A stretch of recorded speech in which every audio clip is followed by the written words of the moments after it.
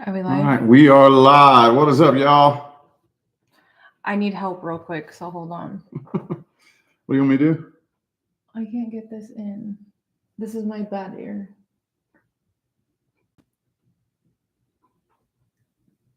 I don't know if it wants to go. I don't think it wants to go. I'll have to probably reopen it. That's what happens every single time on this side.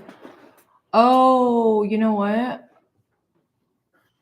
Is the lighting all messed up from that window, or is it fine? Because usually that's a problem.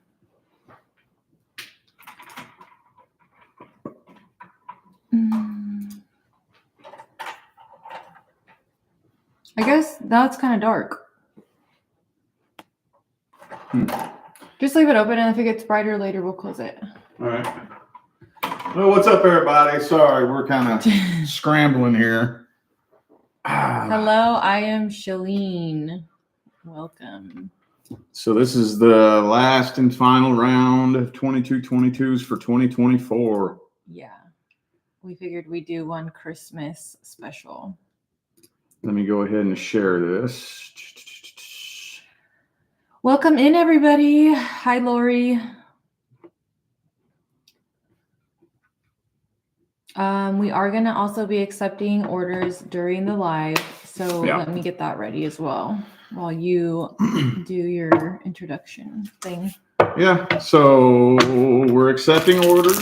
They're going to be read, though, in order of which they came in. So whoever paid first gets read first. And if you order while we're live, it'll be pushed to the back. There's more than likely going to be more than one part. Usually it's minimum 2 parts, a part 1 and a part 2. Sometimes it even goes as far as a part 3. It just depends on what comes in. If you don't want to sit around and listen to my big loud mouth for the whole live stream waiting for your reading, you're more than welcome to just come back like later on tonight when all the replays are up and just look in the comment section. In each one of these videos, there will be a pinned comment with all the timestamps of the readings.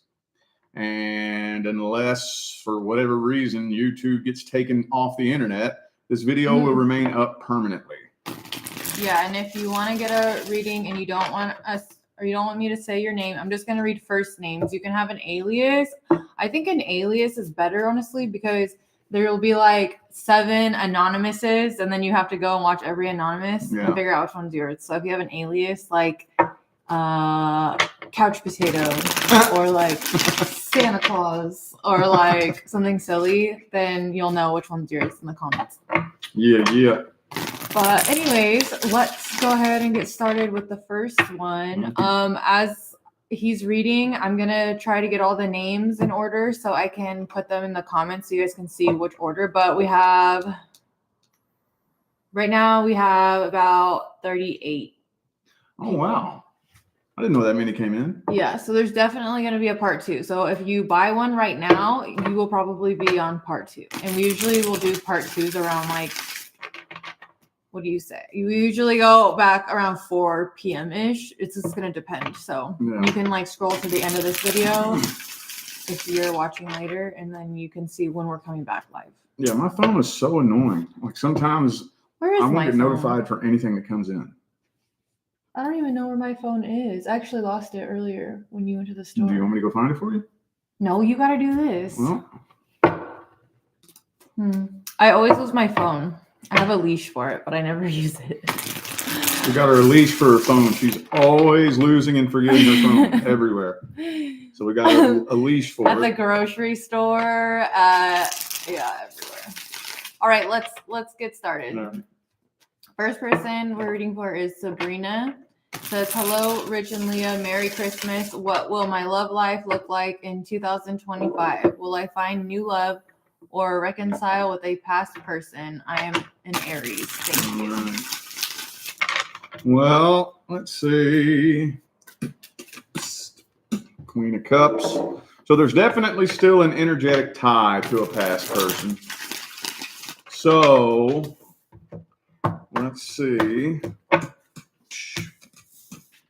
5 of Cups. Well, here's the thing. You don't have any unfinished business with a past person, but you're still energetically tied to them. If you wasn't, you wouldn't even be asking about them. And that's okay. Totally understandable. However, the next contract that is due to come in is somebody you don't even know yet. However, being tied to the past person is slowing that process down. So, best case scenario, it will slow down and push out the timeline that the next person comes in. Worst case scenario, depending on whether you've done no healing from it at all, it could potentially completely block the next person from coming in altogether. But let me see if I can get a little info on what kind of contract is due to come in next. Let me see. Oh, I knew that was going to come through. Okay, so there's good news and bad news. The good news is I don't think you have any miscellaneous contracts due to come in, meaning I don't think there's any karma. I don't think there's any course corrections that need to happen. So there's nothing left but your divine life partner. The bad news is that before that person comes in, you will be tested. You'll absolutely be tested. So there will be at least an open door of opportunity to test you, to see what you've learned from your past experiences. Best case scenario, you avoid it altogether and you'll never even know you were being tested. Worst case scenario, you get sucked back in and repeat a past cycle. So there will more than likely be at least one or two tests that are presented to you. And there's nothing left but your divine life partner at that point. So depending on the energetic pathway you take, how much healing you do, and how you respond and react to the tests, greatly plays a big role on when your divine life partner comes in. Okay. All right, next is Anonymous. A naughty mouse. Will the father of my daughter and I get back together? He breaks up with me and comes back, but this time he says he's happier without me. We both realize an unhealthy pattern that has created a toxic relationship. I really love him and I'm working on healing. Let's see the status of the soul contract. Lover's card reversed. Okay. Well, that kind of indicates a completed contract. So it's not really in the contract for the two of you to get back together. That doesn't mean that it can't happen. It can, yeah. See, this is a completed karmic contract. So it would require quite a bit of extensive work, effort, and dedication on both parts for the two of you to get back together and make it happen successfully. If you do focus on nothing but healing, more than likely what's going to end up happening is once you truly heal, you will realize that you have no interest in trying to repeat that cycle again. That's usually what happens 90% of the time. Let me see what the second spread says. Knight of Swords reversed. Yeah, that's usually what happens when a contract is complete. The cycle will repeat itself and repeat itself and repeat itself until you step away from it for good. Devil card. Yeah. So it's not in the contract for the two of you to get back together, but that doesn't mean that it can't happen. But I'll tell you, in the over 4,000 personal readings I've done throughout my career, I've only seen somebody rewrite a new contract with somebody they completed a contract with one time in my whole career. I've only seen that one time. So, yeah, as long as you stay on your path, more than likely you continue your healing. The next person coming in will be somebody you don't even know yet.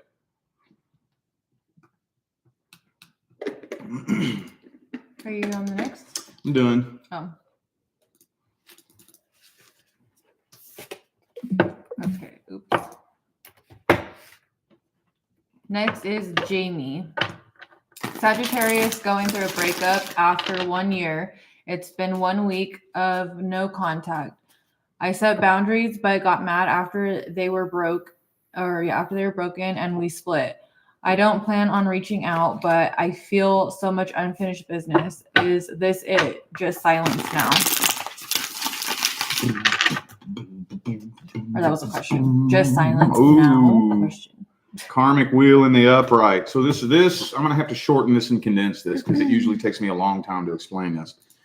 But technically, spiritually, no, there's no unfinished business. However, what I see happen all the time is two people will complete a soul contract, like a karmic contract, and in the process of doing that, create more karma. And long story short, that's why so many long-term humans are stuck in the karmic wheel, because it's like a sticky glue trap that you can't get out of. So technically the contract is complete, but there is a whole new karmic tie. There were a lot of things that happened between the two of you that weren't part of the plan, which created more karma. So it kind of depends on what you mean by, is this it? Hang on, let me see what else comes through. 8 of Pentacles reversed.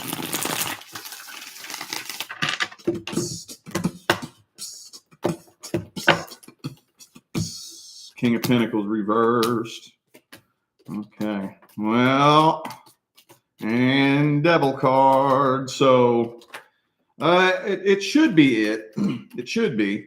If it's only been 1 week after a 1 year long relationship, you're going to need to give yourself some time to process this. Now, time in and of itself is not going to heal you, but time definitely needs to be utilized in a situation like this. What I would be doing if I was you personally is I would at least be willing to dedicate no less than the entirety of 2025 to healing from this. Now, does that mean it's going to take all of 2025? Maybe it will, maybe it won't. But I would be going into it willing to say 2025 is going to be my year of healing and see how much evolution goes from there. But there is still a whole new karmic tie that does need to be processed through and released. Okay. I'm making good time? Yeah, you can. Well, that one was a little bit short.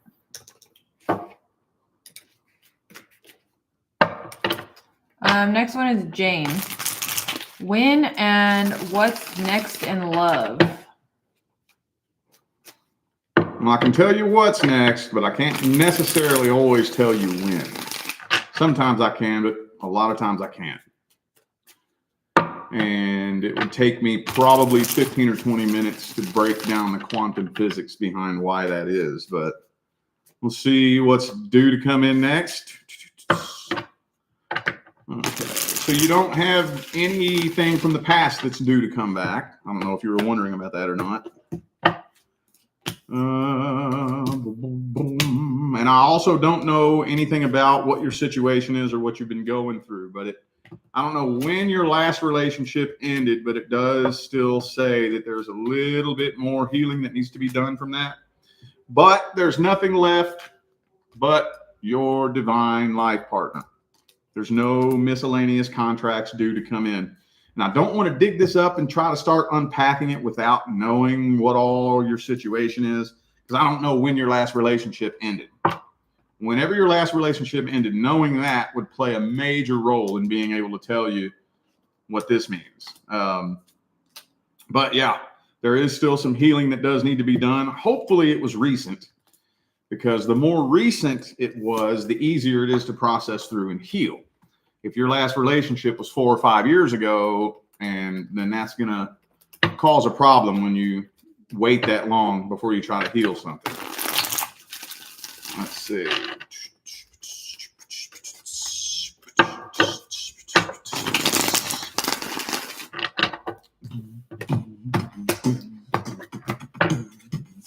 Yeah, 10 of Cups. Okay, so yeah, divine life partner is all that's due to come in. That's it. That's it. So I kind of don't want to dig that up too deep, because I don't know what your situation is or what you've been going through. But it is telling me there is still some past energy that hasn't been processed. Again, hopefully it was recent. I know that sounds kind of weird, but the more recent it was, the fresher it is on your mind. The longer you wait, the more that energy sinks to the pit of your subconscious mind, and your subconscious basically starts to bury it, and you're not consciously aware of it. And then it becomes harder to dig that up and process through and release it. So that's why you got a lot of people roaming the planet alone their whole lives, and they have no idea that they're still carrying an energetic connection with somebody that's 40 years old, you know? So can't really tell you when, because I don't know when your last relationship ended. But divine life partner is all that's due. Now, that doesn't guarantee that that's the next person coming in, but that's all that's due. So I would be very, very picky and choosy about what the energy feels like between you and anybody that you connect with. Okay. Next is for Anna. Virgo sun, Virgo rising with a Virgo sun, Sag rising, both sharing an Aquarius moon. An energetic connection confirmed by in-person shamanic visit. What else do you see between us? There is distance involved. What is the purpose of this contract? Virgo sun. So wait a minute. Is this a love relationship? Yeah. Okay. I like that question. That's my favorite question. It's what's the soul contract? If you come to me for a personal reading, 99.9% of the time, I look at that first before I even answer your questions. So, 6 of Cups in the reverse, 3 of Cups. So there's negativity from a past life. Negativity that needs to be cleared from a past life. So you could kind of, this gets kind of complicated because you could kind of call this karma, but most karmic contracts are temporary, where there's just some kind of unfinished business that needs to be cleared up. But this is a different kind of karmic contract where you were supposed to be divine life partners in a past life, and it got screwed up. So it's kind of a karmic life partnership contract, if that makes sense. So the goal is to see if we can come back together and be life partners in this lifetime. So it's kind of like a life partnership and a karmic contract at the same time, if that makes sense. And now don't hold me to this. I'm not a psychic medium and I'm not a past life regressionist, but I would be willing to bet that the two of you more than likely switched genders from your last lifetime. That's what most humans do. See if anything else wants to come through on that. Buddy.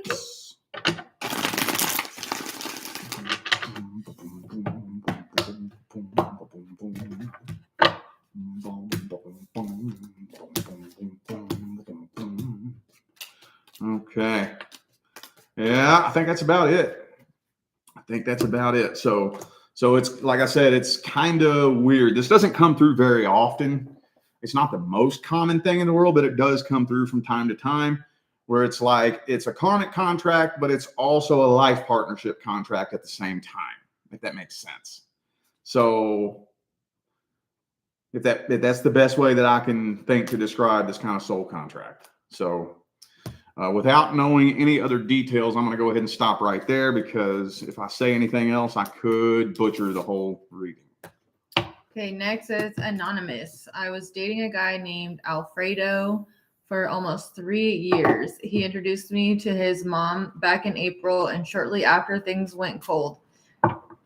Now there is no communication. What are his feelings and intentions? Will it come back together? So pick one of those. You either want to read his feelings or if they'll come back together. Because it's only one question.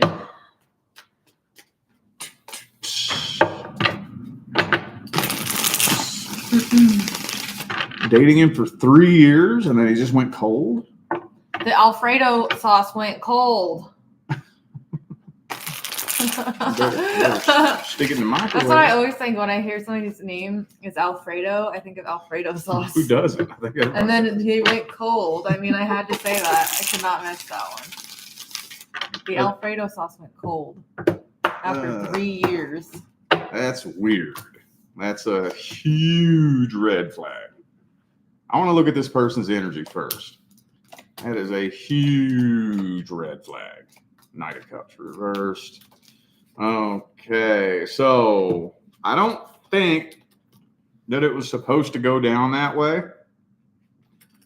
I think this was more of a permanent soul contract for this lifetime. However, now it is officially a karmic contract. So, you know, where most of the time when I read a karmic contract, it started in the last lifetime. Well, now it started in this lifetime. So this was supposed to be more of a permanent long-term contract. And he fucked it up. I think there's probably somebody else involved somehow, some way with the Three of Swords here. So did it say how long ago that was? Let's see. Back in April? Okay. No, he introduced to the mom in April, and then shortly after things went. Yeah, so like probably around the beginning of the year. So y'all were dating for 3 years. You didn't meet his mom until after 3 years? Wow. Yeah, that is. Maybe they lived somewhere else, or maybe the mom was out of state or something. Oh. You never know.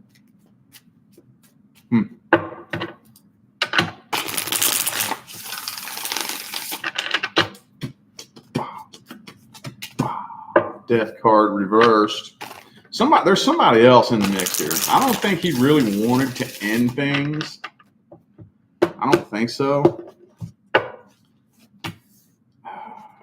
Now this is where it gets tricky and slippery, because this wasn't supposed to happen this way. So technically he hasn't moved on from it. Technically, somebody else drove a wedge in between the two of you, and he allowed that to happen. So whether or not you're going to come back together is really hard to read, because you weren't supposed to separate in the first place. See what I'm saying? So ideally, in the perfect world, if the two of you were on the same spiritual page at the same time, you should get back together. You should.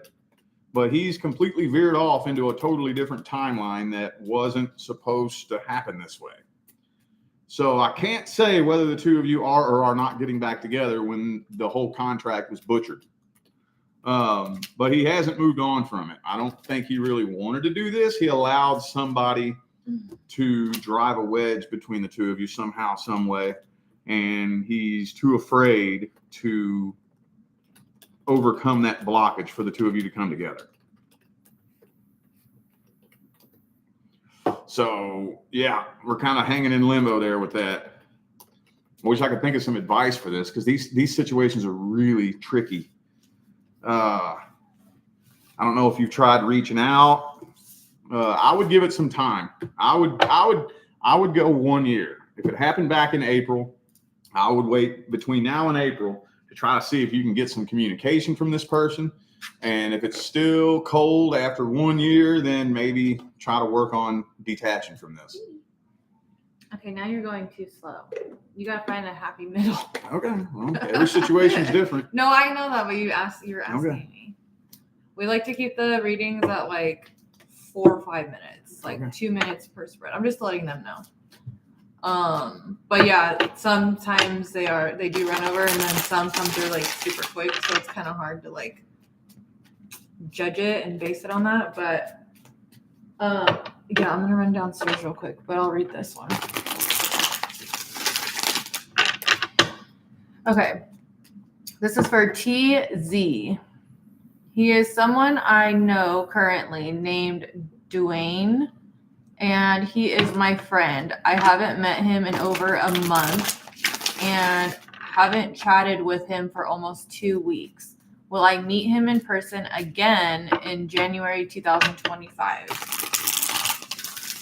We'll see if there's a contract first. Ooh, King of Wands reversed.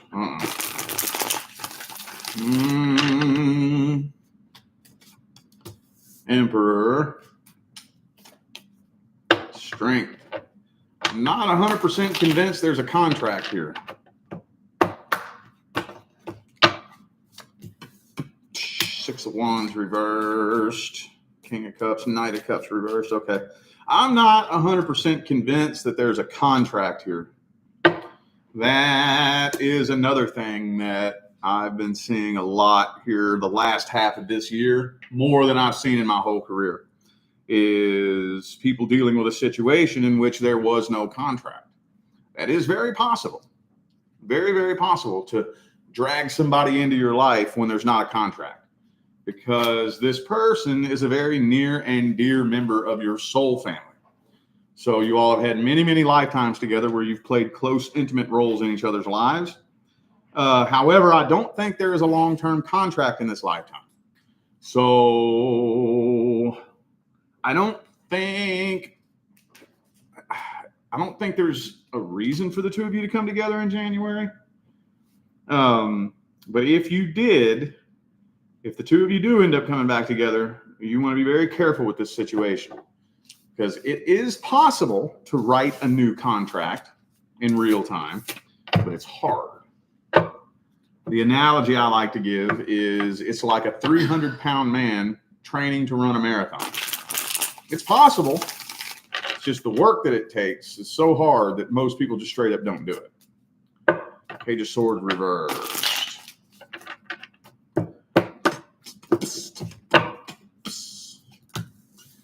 Okay, well, you're putting a lot of energy into it.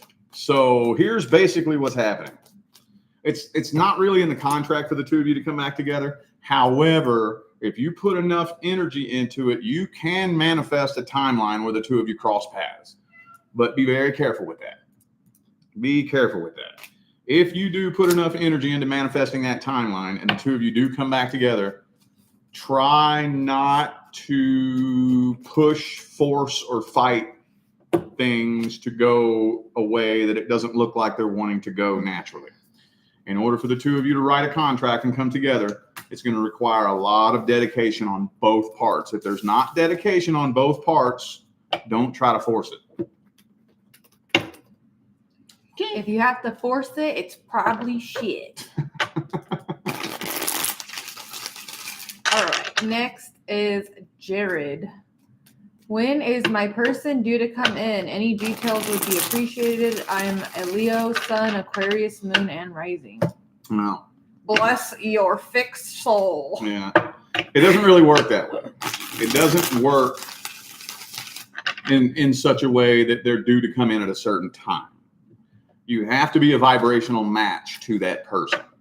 If you're not a vibrational match to that person, I could give you their name and their address, and you could go knock on their door, and nothing would come of it. Or wait a minute, is Leo a fixed sign? Yeah. Yeah. Okay, so they're all basically fixed energy. You could be trapped in a broken down elevator for 2 hours with your divine life partner. If you're not a vibrational match, nothing will come of it. So it's not really a matter of when they come in. It's a matter of when you align with that person vibrationally. So let me see if there is any miscellaneous contracts due to come in first.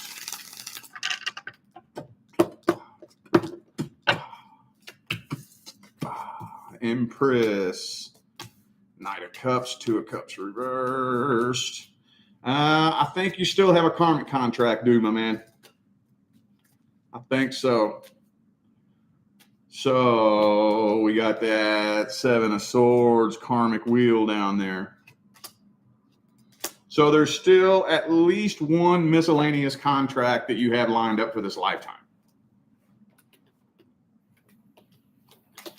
And again, time frames are really, really loose. And I don't have time to break down the science behind why it's so loose. But I'll say this. I would give it about an 85 to 90% chance that it will more than likely happen next year sometime. And I say this very carefully, more than likely later than sooner. But that's not guaranteed. but there is at least one karmic contract due.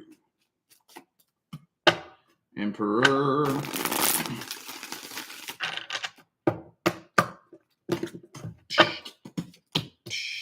Two of Cups.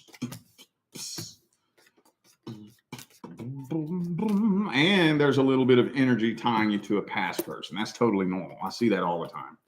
But yeah, what I would recommend is that you just be very, very, very picky and choosy about what the energy feels like between you and anybody you connect with. I say that's one of my go-to phrases because I don't have the authority to tell you not to engage in a karmic contract because I have no authority to tell you that.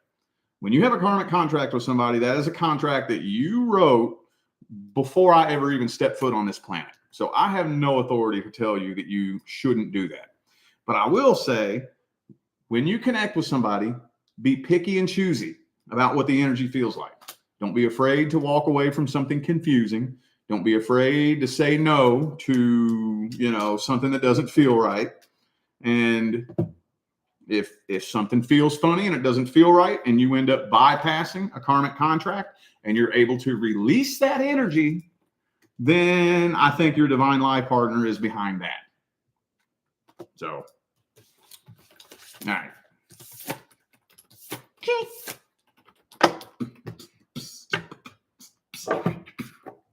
Okay, so I'm going to skip this one for right now because I'm waiting to hear back from them. That's the one I was telling you about. Oh, yeah. Okay, next is Anonymous. A naughty mouse. My question is, what is my chance of getting karmic justice regarding my family? I grew up horribly and things don't change. I'm now 49 years old, did years of therapy, but they keep reopening old wounds. I had to walk away from all family. Well, I got some news for you. Karma doesn't work that way. I know that's karma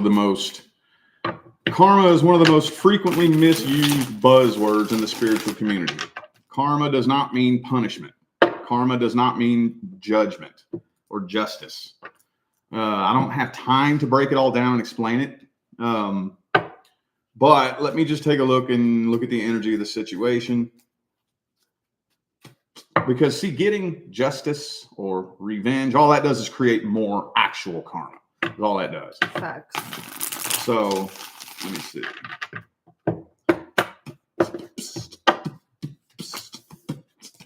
Four of Wands, Empress reversed. Okay, well, here's the thing. With a situation like this, the only thing you really can do is walk away and cut it all off. It's the only thing you really can do in a situation like this because this energy is a mess. It's a mess. And yes, if you continue to stay energetically tied to any type of person in this energy, it will continue to open up old wounds over and over and over and over and over. I don't know if it's any consolation or not, but next year, 2025, marks 10 years that I have not seen any of my family. Haven't seen any of them. Well, that's not true.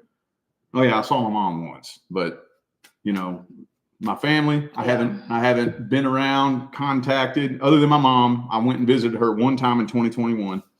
But, other than that, everybody else, sister, brother, even my own father, he passed away in 2020. Didn't see him. So sometimes that's what you got to do. Let me just see what else we got here. It's not really, like I said, a matter of karmic justice. If anything, do you know what the best, and I'm telling you this from personal experience, you know what the best revenge is? Healing.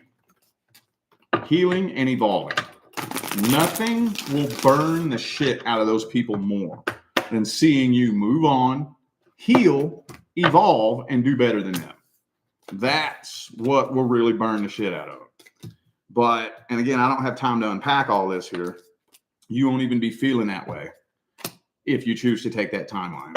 But yeah, that would be the only way you would really be able to get justice would be through healing. But by the time you reach that level of healing, you will have so much love and compassion in your heart for those people. I know it sounds nuts. I get it. But that's kind of the only thing you can really do with a situation like this. So Yeah, if you do continue to remain energetically tied to the people, it will continue to repeat the cycle over and over and over until death does you part. That's just the way it works. But you're on a pretty good timeline right now. If you've cut it off and walked away, keep walking. Don't look back. Okay, next is Stephanie. That's funny. Yeah. Hi, my name is Stephanie. What is going to happen with Reese and I over the next couple of months?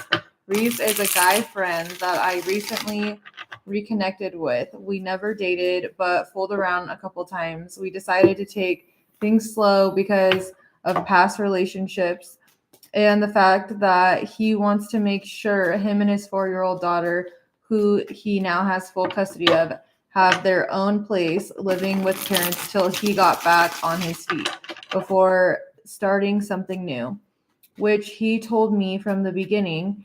We see each other when we can, him being a single dad and working full time. I have no children. We have been at this place for a few months.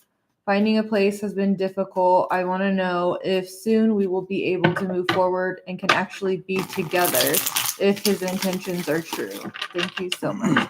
And thank you for writing that so nicely. Yes. That was really easy to read. You guys have me struggling over here like so many times. I'm like, what? So yeah. It would be nice if we had that much background for all the readings. Oh, well, yeah, that too. Let me see. It doesn't say zodiac signs in there, does it? Okay. I don't think so. All right. Boom, boom. Knight of Swords. Fool card reversed. Well, that's what I thought. Okay. I kind of had a feeling. It's not really going the way it's supposed to be going. Not really. According to the soul contract, he shouldn't be letting that blockage get in the way. So like I said, situations like this get hard to read because according to the soul contract, y'all were supposed to come together. And usually I can't think of very many like serious, permanent, long-term contracts where there's not some kind of obstacle. Most people I know who are either with a successful relationship or their divine life partner, there's usually some kind of obstacle, some kind of scary decision that needs to be made. Maybe cut somebody out of your life that doesn't approve of it. Maybe you live at a distance and somebody has to move. Maybe your work schedule gets in the way and you have to quit your job. There's always going to be some kind of obstacle in the way. And you have to be willing to take that leap of faith and overcome that obstacle. And he's not doing that. So we'll see if, let me give him an energy check and see if his intentions are pure or not. If they're true. Buggy. Same thing. Hangman reversed. I wish I knew his sign because he seems like a fixed sign. Sorry if you guys hear a cat in the background. It's just Buggy wanting out. Yeah. Okay. Well, he seems very stuck in his ways. Very stuck in his ways. And he has done very little healing from his past. Very, very little. I would go as far as to say he hasn't healed at all. Like at all. So I would give it about a 40 to 50% chance that in the next 3 months, y'all will be able to make something happen, but it wasn't even supposed to be going down this way. So 40 to 50% chance is kind of generous, but there's still a chance.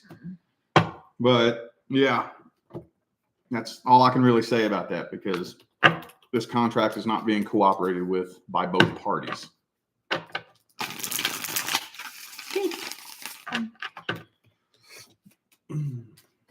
Okay, next is Brandy. Should I just do me for a while and not worry about a relationship? Usually when you have to ask that question, the answer is yes. 9 times out of 10. But let me just take a look at your energy.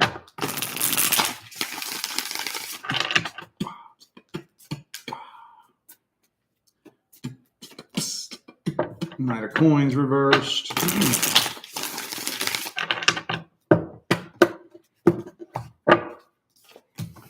Okay, it's time for a period of transformation and the card of being single and emotionally independent back to back. So what that means is the next relationship that is due to come in is going to be on a completely different vibrational level, meaning that it's going to require a totally different version of you. So I know you've heard me say this, but the next person due to come in, you all could be sitting next to each other right now and you wouldn't be able to link up because you're not a match yet. So to answer your question as directly as possible with the moon card, the 9 of cups, yes. Let me see if I can get a little bit more on the energy here.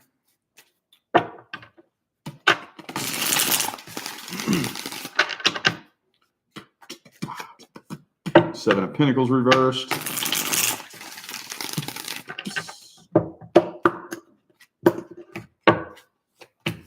Okay, Star card reversed. Yep, 6 of Wands reversed. Yep. Need to focus on a little bit of healing. The healing process will transform you by default. Now, at the end of the day, there's no right way or wrong way to go through this because you're going to go through this transformation one way or the other.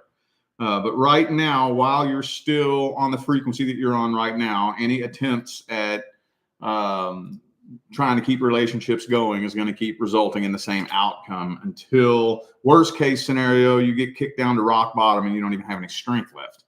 Now, I don't have time to unpack all that as to how that could end up benefiting you if you took the right path. But to answer your question as directly as possible, yes, it's time for a period of transformation. Okay. Next is for Lena. You order one every time, and I'm never gonna say your name right. Lena, I'm gonna say. Says, hi cuties, a past person is stuck inside my heart and mind. I am 43 years old. He is 58. I'm in Europe. He is in South Pacific, I guess. He believes it won't work out between us. I'm still insanely in love with deep feelings. Will we be in 2025 together, or will I finally move on? Additional details. We have had a kind of free relationship, like a casual one.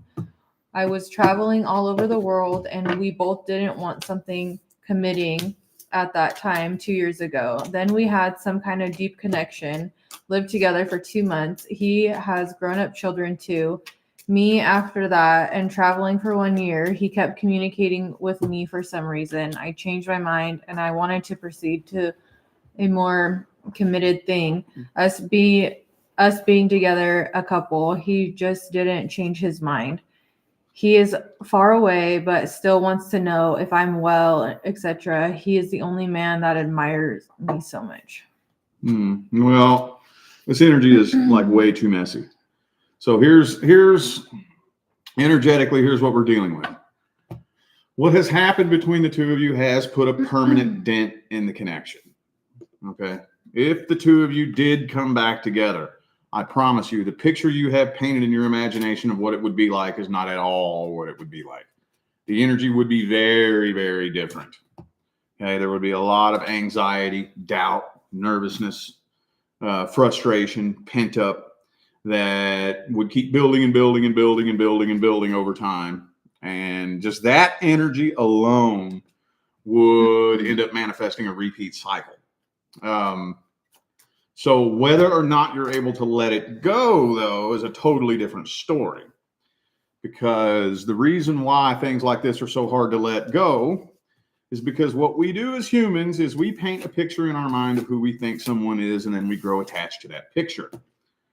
And when we are handed evidence that proves that that person is not the picture that we had painted in our mind, the ego hates to accept that. And it's really hard. I don't know how to tell you how to do it. I wish I did. If I could tell you how to let it go, I would. It's very, very challenging to do that. Let me see what else comes through. So the question is if they will be together in 2025. Did you not hear anything I just said? No. I just heard that last part you were saying. Sorry. Queen of Wands reversed. So, more than likely not. More than likely not. I kind of wish I knew his sign because his energy feels very fixed. I don't know if he has a fixed sun or a fixed moon. It doesn't look like he's planning on changing his mind anytime soon. I'd give it about a 15 to 20% chance that you all might be able to come back together in 2025, but more than likely not. But as far as moving on, that's a totally different story. Depending on, you allowing yourself to heal, going through the emotional and psychological processes that it takes to release and heal from something like that. I'd give it a small chance, very, very slight, very, very slight, 15 to 20% chance. I would give it. I don't understand why this earring never wants to go in. Because it closes up. Like, you need to every time I have to re-pierce it. Because you're re-piercing Sometimes it goes right in, and then other times it just doesn't want to. Well, when you re-pierce it like that, it breaks the skin again, and you have to be able to leave it in there long enough for it to heal while the earring is in there. If you take it out before it heals, it's going to heal together and close shut. Wait, what? I take it out. I don't. Whenever I wear earrings, I end up having to take it out because it hurts. In order for So wait, you're saying leave it in there? Yeah, but I mean, if your ears get too irritated with an earring in there, it's irritated. I mean, ideally, yes, you should be able to leave the earring in there until it heals with the earring in there. I'll just wear one for now. Nobody will notice. Okay. Next is Connie. This is about a past person that I dated last summer. Will we get back together? All right. You know what I got to look at first? What do I got to look at first? What? What do I have to look at first? A soul contract? Yeah. I don't know of any other reader that does that. Or at least when I started doing it, there was no readers doing it. I like to cut through the bullshit.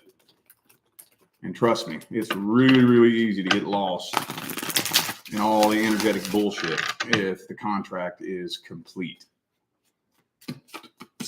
Uh-oh, 9 of Cups reversed. Looks like it was a codependency connection. I don't know who brought that energy to the table, but it was definitely it was a codependency connection. Ooh, and the 7 of Swords. Well, I kind of wish I knew how long y'all dated because this person is not who you think they are. So it's not really. Oh, there it is.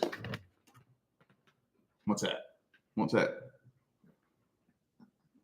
The karmic cycle. Past life karma. Because she hears me reading and she goes, "You say it to everybody." I say, "I only say it when the card comes up." Past life karma. So yeah. Unfinished business from a previous lifetime. You had a soul contract in a past life that got fucked up. So you tried it again in this life. And with the karmic wheel in the reverse, you didn't complete it in this lifetime either. So that's where situations like this get tricky because you've already overshot the target. So the two of you with the 10 of Cups there were supposed to come together and be together longer than you were, and you weren't supposed to separate when you did. So the intended outcome was already bypassed. So now it's hanging in the air as a cosmic question mark dangling in the ether of eternity. I can give this person an energy check and see. A cosmic question mark. Yeah. I like that. That's funny. Empress reversed. And there's another liar card. Ace of Swords reversed. Well, like I said, I just don't think this person's being 100% real, upfront, and honest with you. I don't think so. But you weren't supposed to separate when you did. Right now, this person he's just kind of doing his own thing and creating shitloads of karma in all aspects of his life.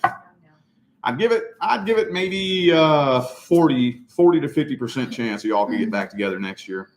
And I'm just saying that because the contract is incomplete because we're supposed to still be together.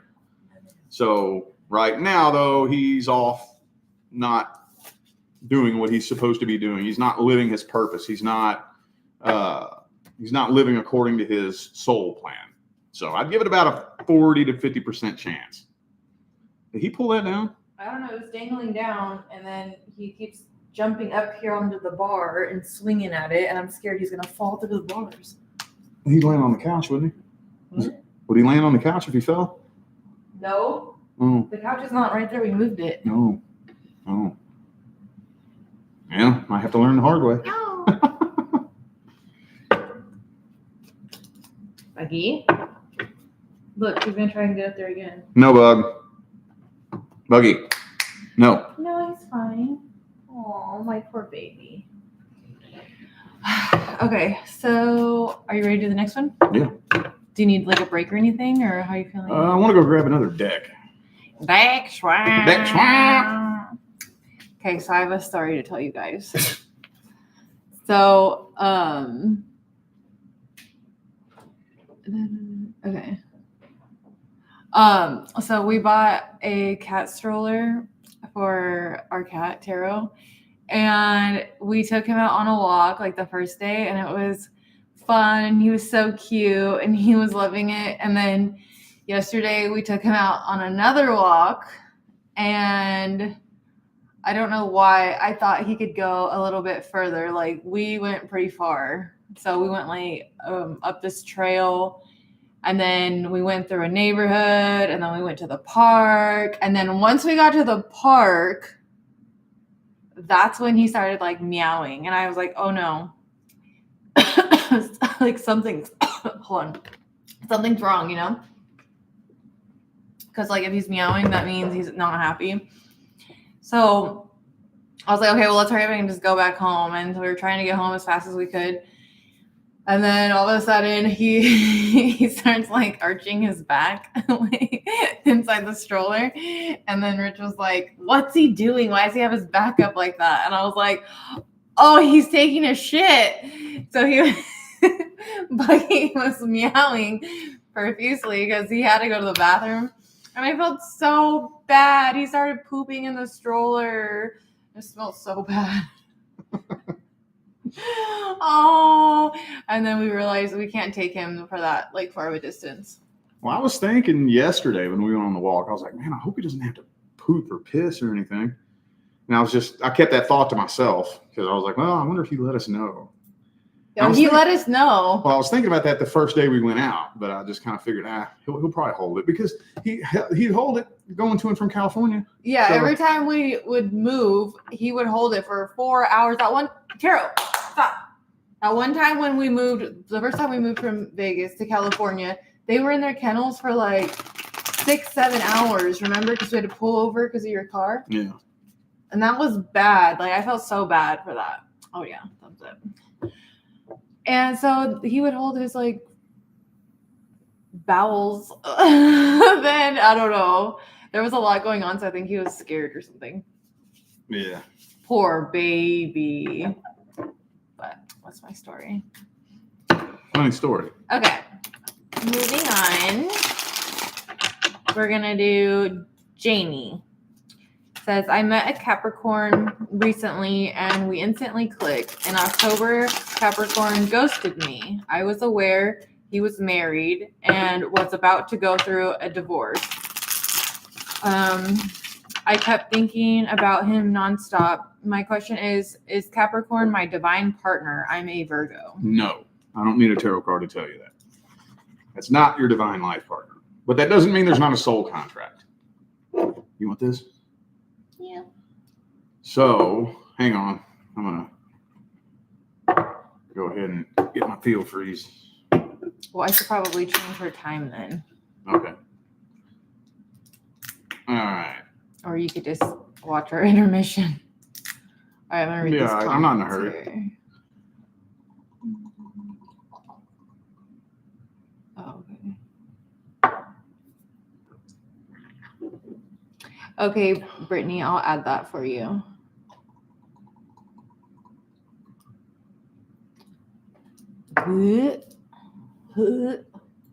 Sorry, he's not doing it. Every time he drinks those, he goes like he does this like barf sound in his throat. It's so gross. Well, there was this one time. There was this one. I don't know when it happened last year in California, but I drank one and it tasted like barf. They all taste like barf. But I had never made that connection, and it tastes like barf. But ever since my brain made that connection, every time I put that in my mouth, my brain thinks barf. And I try to block that thought out and not let that thought creep up. But every now and then it creeps up, and then that's when my stomach immediately goes. Because it feels like. I have gum. You want some? Sure. You probably need it. Anyways. Anyway.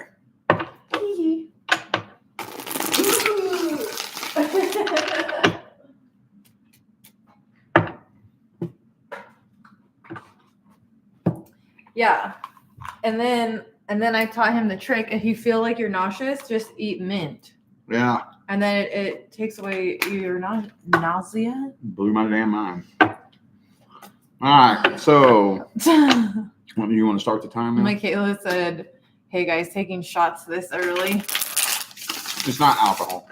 But yeah, our shots. 2222 is brought to you by Feel Free. So, you want to change the time? Oh, yeah. I feel so bad if they're in here and they had to listen to all that. Okay. For real this time. Do I have to reread it? No. Okay. Okay. So. Jamie, if you're not in here already and you're watching the playback, we just read your question already. And then he had taken intermission, but we already read your question out loud. Okay. So we're going to read it now. So the question is this person my divine life partner? And like I said, no. I don't need a tarot card to tell you that. But that doesn't mean there's not a contract. So we're going to see what kind of contract this is. Knight of Coins reversed. And if I may just give some of my own personal advice, it doesn't surprise me hearing that you dealt with a Capricorn. I've never met a Capricorn male that I could fully trust. I don't know why. I don't know why. Let's see. Empress reversed. Stop it. No. Okay. Baby. You're going to fall. I'm not even seeing evidence. Oh, there it is. Okay. Wow, I haven't seen that come through in a while. Okay. So the primary reason why you and this person connected was to drastically alter the trajectory of your life path. I call it a bump contract, but you can call it whatever you want. But your life is not on the same path. You're not heading in the same direction now that you were when you first connected with this person. And these can be some of the most frustrating connections to deal with because they're incredibly intense. If they weren't intense, it wouldn't work. So, no, not a divine life partner. And if I may say, not somebody you need in your life. I'm not allowed to spy on the close personal details of somebody's personal private life.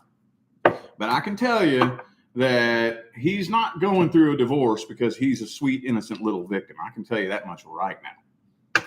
Okay. So, Bucket. Stop. Okay. No.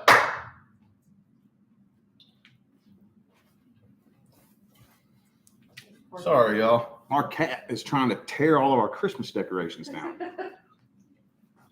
I think he's just trying to get our attention. He never does that. I've never seen him do that. Anyway, sorry about that. Trying to piss off Santa over here. I've never seen him do that. Trying to get our attention. Well, you got it. Star card reversed. Eight of Cups. So now this is what I like to call a bump contract. A person comes into your life to alter the trajectory of your life path. They're some of the most intense connections you can possibly have. And subsequently, the most painful connections that you can have. It has to be. If it wasn't, it wouldn't work. I think everybody goes through it at least once in their life. But Yeah, so no, not a divine life partner. This will more than likely start to make sense in 2 or 3 years. So they're incredibly frustrating, but not a divine life partner. Okay. Next is Amanda. Will Steven and I get back together, or should I move on without him? Steven is someone from my recent past. You guys are so good too, adding about recent, past person, all of that. I love too. that. So also, congrats for that. I love that. Did you make like a new description? I did add that, yeah. But that just tells me you guys are reading. Oh my God, you guys are reading the description. Makes me so happy. So many people People don't read the description, but a lot of you guys did. So thank you. Okay, so we have the karmic wheel in the reverse, which indicates an incomplete karmic contract. So like, I know I've already said this probably 10 times in this video, but it's slippery and difficult to read whether or not the two of you are going to get back together. The reason that's hard to read is because you weren't supposed to separate. So the two of you have already overshot the target. So now what happens between the two of you is just lingering in the ether of eternity, a big cosmic question mark. The cosmic question mark. So I don't have the authority to tell you what you should or shouldn't do with a karmic contract, but it doesn't really look like being connected with this person serves your highest good, to put it lightly. Let me see what else comes through.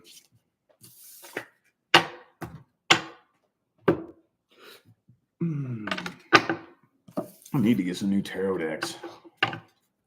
Oh yeah, and for those of you wanting a used sign deck from Rich, he has some on eBay. Yep, they on eBay. There's what? How many? 6? 6 of them. 6 decks. They all came from my table. So now my table is like so naked and bare.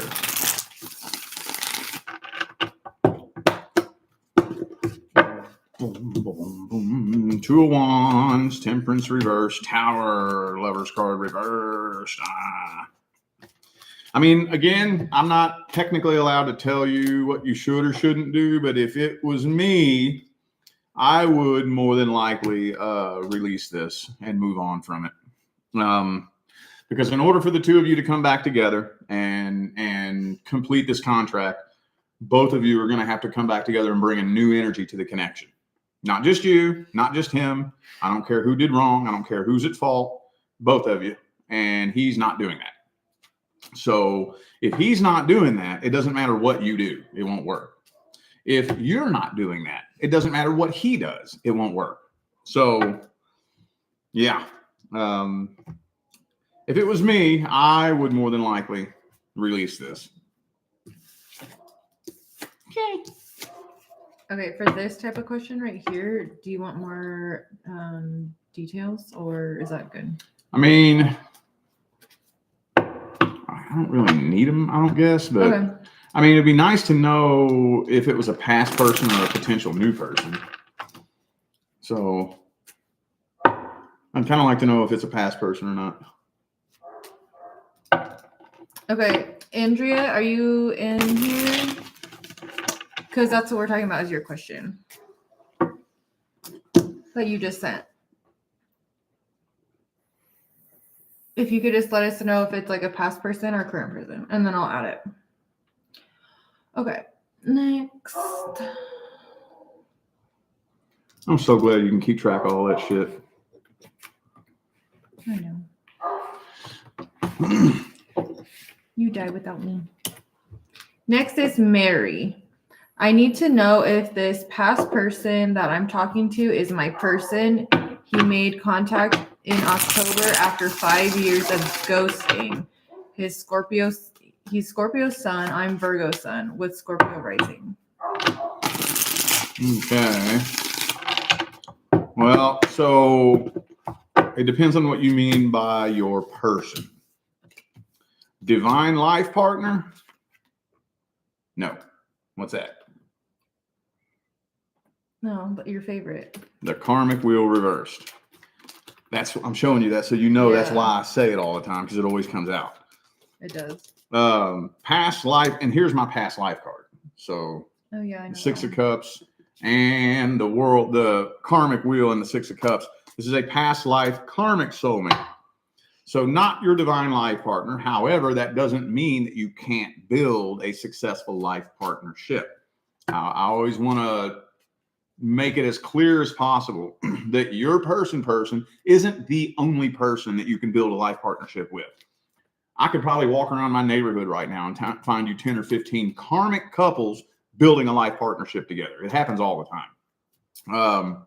But to answer that question as directly as possible, divine life partner, no. This is a past life karmic soulmate. Let me see. Let me look at the energy here. Always. The fuck? Always something.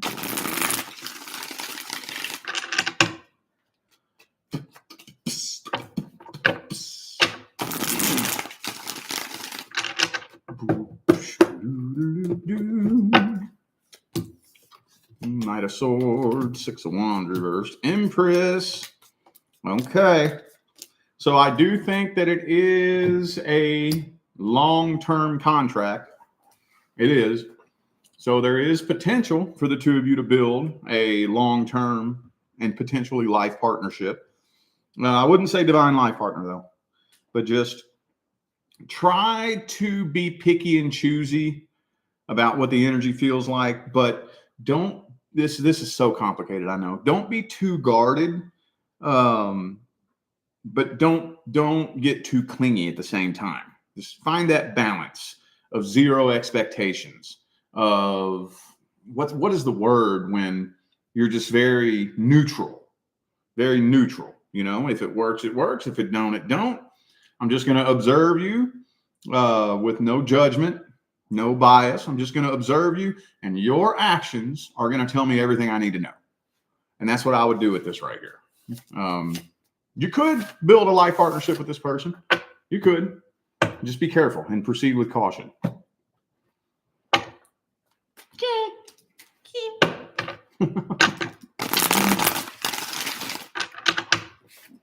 Okay, next is Nikki. I have a new boyfriend. Getting together happened very fast and intensely. It felt faded. Is Travis my ride or die? My ride or die? Is he the one? Is he who she's supposed to be with?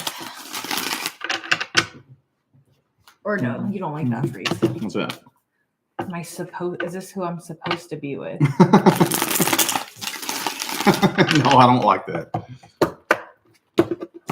Because, you know, if you have a karmic partner, you're supposed to be with them, but just for a temporary period of time, you know? That's actually true.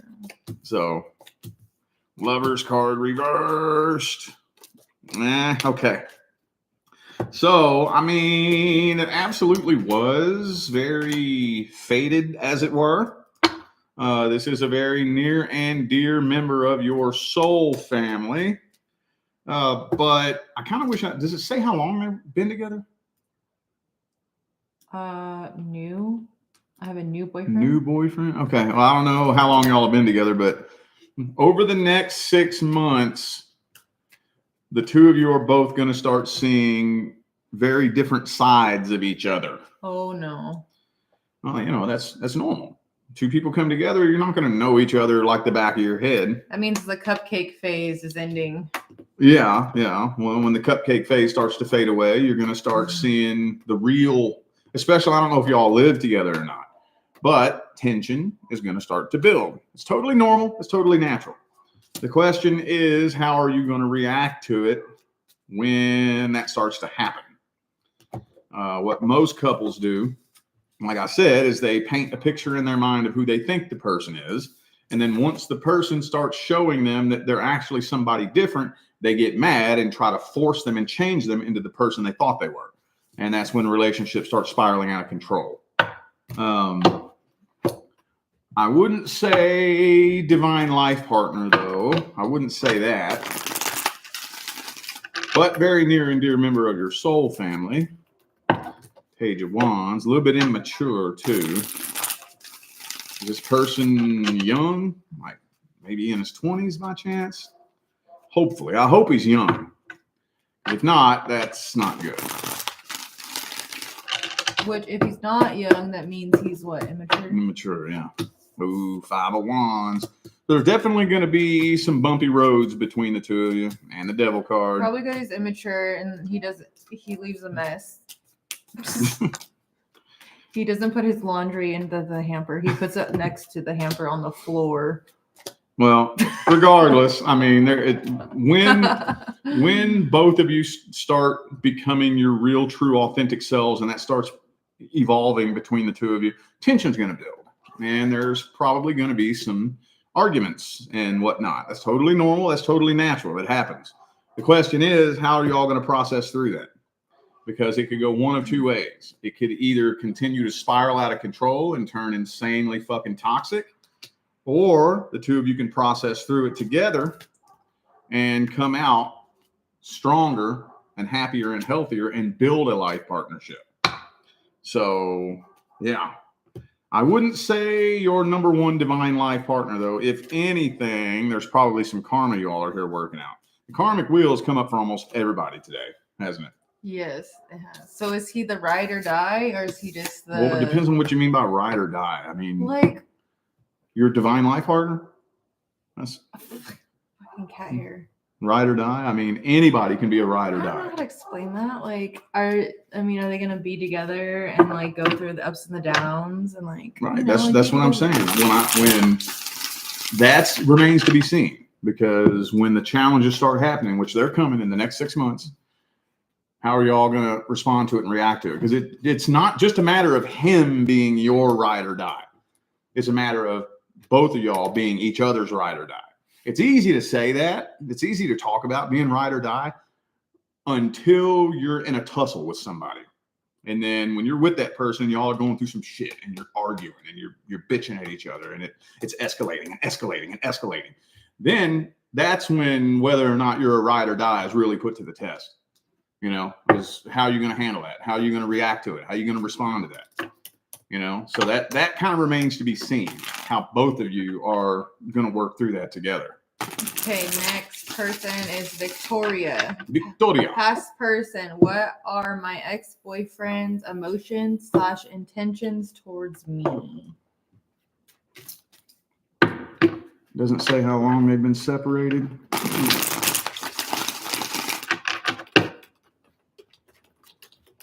Is Victoria in the chat? Victoria.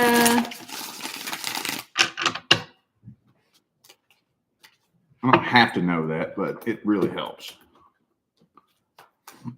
Oh, Victoria. Is Victoria in the chat? Going once, going twice. Lucky. Okay. 6 months.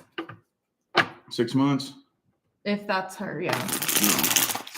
Okay. Ace of coins reversed. Page of Wands, 7 of Swords reversed, Death card.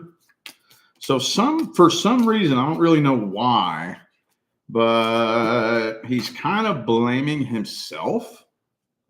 I don't know if he's the one that screwed things up or if you screwed things up, but he still blames himself for it.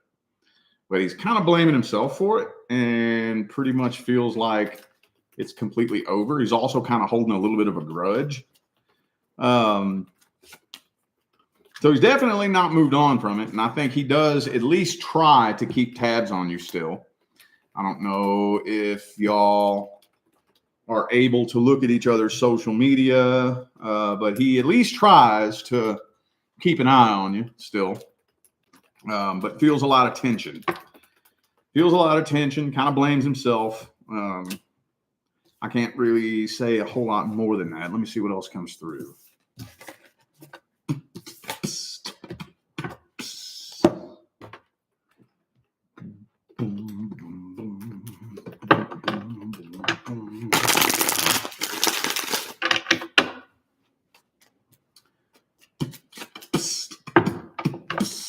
He does feel karmically tied to you, because he is.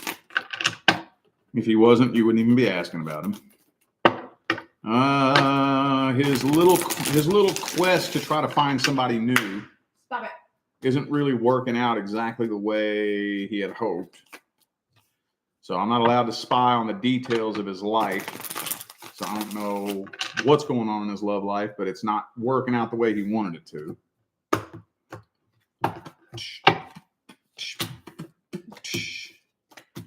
All right. I think you intimidate him a little bit too. I think so. But I mean, when it all comes down to it, the death card came out twice. So he feels like it's over. I don't know if he screwed up so bad that he just believes that nobody would let somebody come back into their life that did what he did, or if you said something that indicated that you never wanted to talk to him again. I don't know. I don't know why he feels like it's over. He's not moved on from it, but he feels like he has no choice but to move on from it. Next. Yep.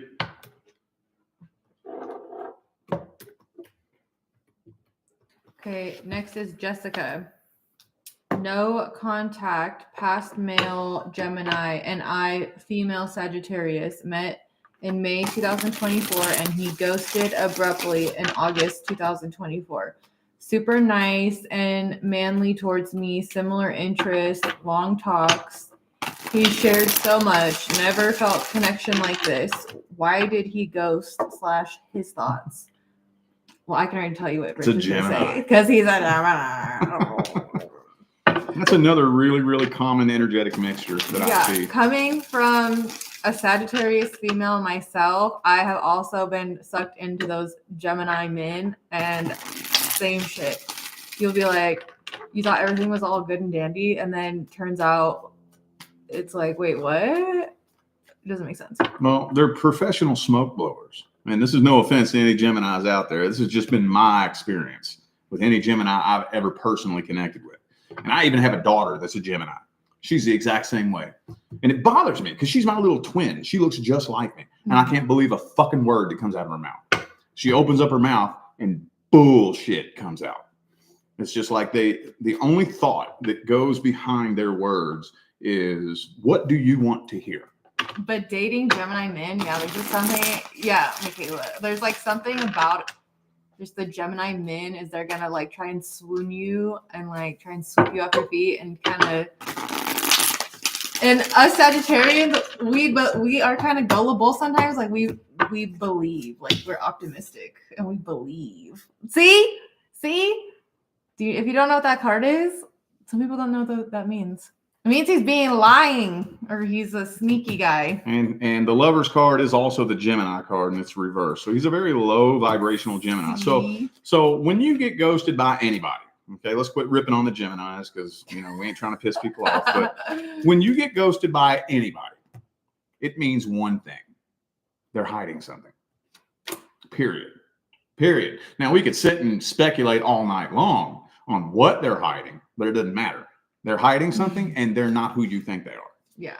So he ghosted because he's a fucking liar.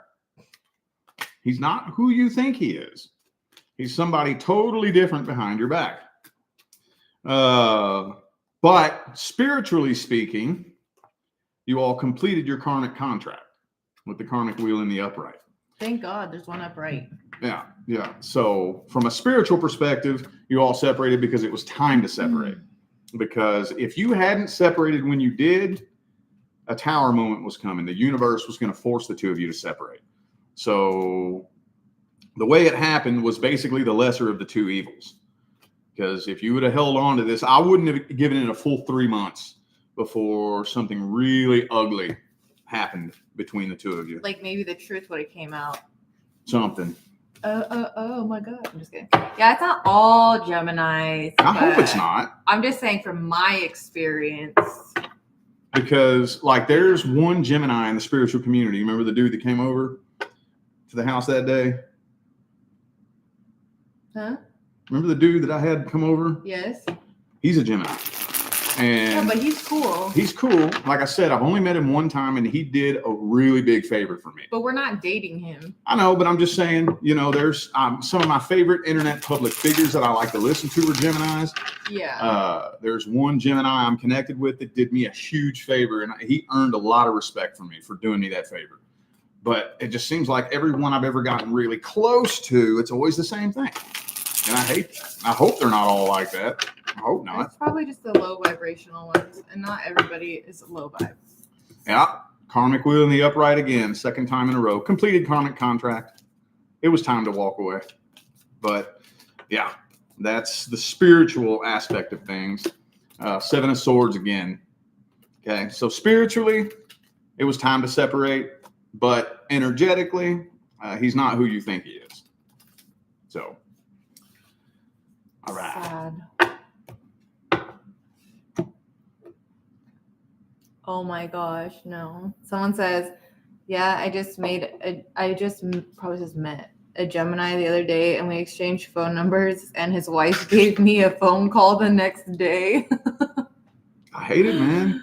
Again, no offense to any Geminis watching. But okay, I dated a Gemini for like a good 3 years, and it was like a super fun relationship too. So when they are not being little fuckbags, they can be really fun, and you can trust them. I think if you're like you're like, you can trust. So I don't want to like discard them all the way, but like definitely low vibrational ones are not ones you want to be around. Well, I came up with a theory. I'm pretty convinced that this is the reason. So every astrological energy has a low vibrational version and a high vibrational version. So a low vibrational Gemini, okay, you have to think about Gemini as the twins, okay? So they have two completely different sides of their personality. Now, a low vibrational Gemini, when you're interacting with a low vibrational Gemini, you're only getting one twin at a time because their twins are not on the same team. Mm-hmm. They're not working together. So when you're talking to them, you're talking to one twin, and when they're talking to this person, they're talking to a different twin. Now, a high vibrational Gemini, the twins come together. So when you're interacting with a high vibrational Gemini, you get both twins at the same time, both working together as a team. That's my little theory. That's what I've seen so far. I hope so, because like I said, I look up to some Geminis on the internet that are public figures and whatnot, Mm-hmm. Jeff from the Jeff Maher podcast is a Gemini. I fucking love that dude, man. He's awesome. Yeah. Charlie Ward is a Gemini. There's just so many of them that I look up to and that I admire. I hope they're not all like that, but you're not dating them, so it's different. Well, we're talking about in a dating scenario. Jeff seems to be in a pretty happy, successful marriage. Seems to be. Anyway. Okay, so this person. Hold on a second. I already know it's you that's going to be snapping one of those things. Those cheap ass chairs. That's like our dinner chair. We have 4 of them, and a lot of times we sit down for dinner and they go, snap. We're like, one of these days, we don't know if it's me, him, or Nevaeh. We're going to be sitting down for dinner, and one of our chairs is going to go, boom, go out on us. That'd be funny if it happened to you today. Hopefully not. Hopefully not. Don't wiggle too much. I've fallen and busted my ass live before. A couple years ago. That means you're due for another one. That's when we first got me that chair. It was this one. We first bought this one here. I wasn't used to the fact that it could lock. So it was locked. The chair was locked. And I went to lean back in it. And it just went boom. I was live with like 1,200 people watching. And I went boom and busted my ass in the middle of an all signs. Yeah, I know. I've seen it. I'm waiting, or I'm looking for somebody's reading here. It's all good. I'm not in a hurry.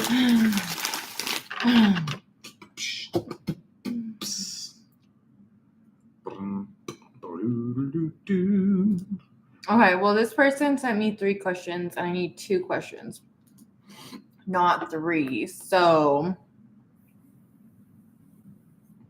They paid for 3, but only sent 2. No, they paid for 2, but I accidentally asked them for 3 because I thought they were doing a full reading. Oh, And then I saw, and it was only for 2.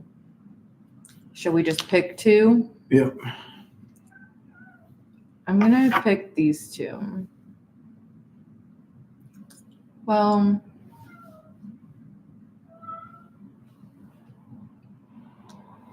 yeah, I'm going to do these 2 because the other ones, you can't really answer that Hang one. on, I'm going to go anyways. grab some real quick.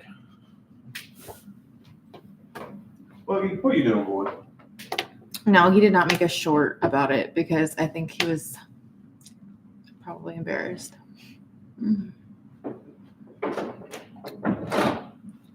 High vibrational Gemini here. I know how to keep my twins in check. Good job. We need more people like that. But there's low vibration to every sign, so. I had to change my hat. It's warm today, so that thing's making I know, my I have ears all the hot. windows open.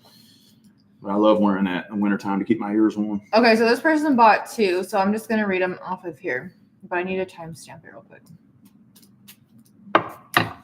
Okay, we're reading for Robin.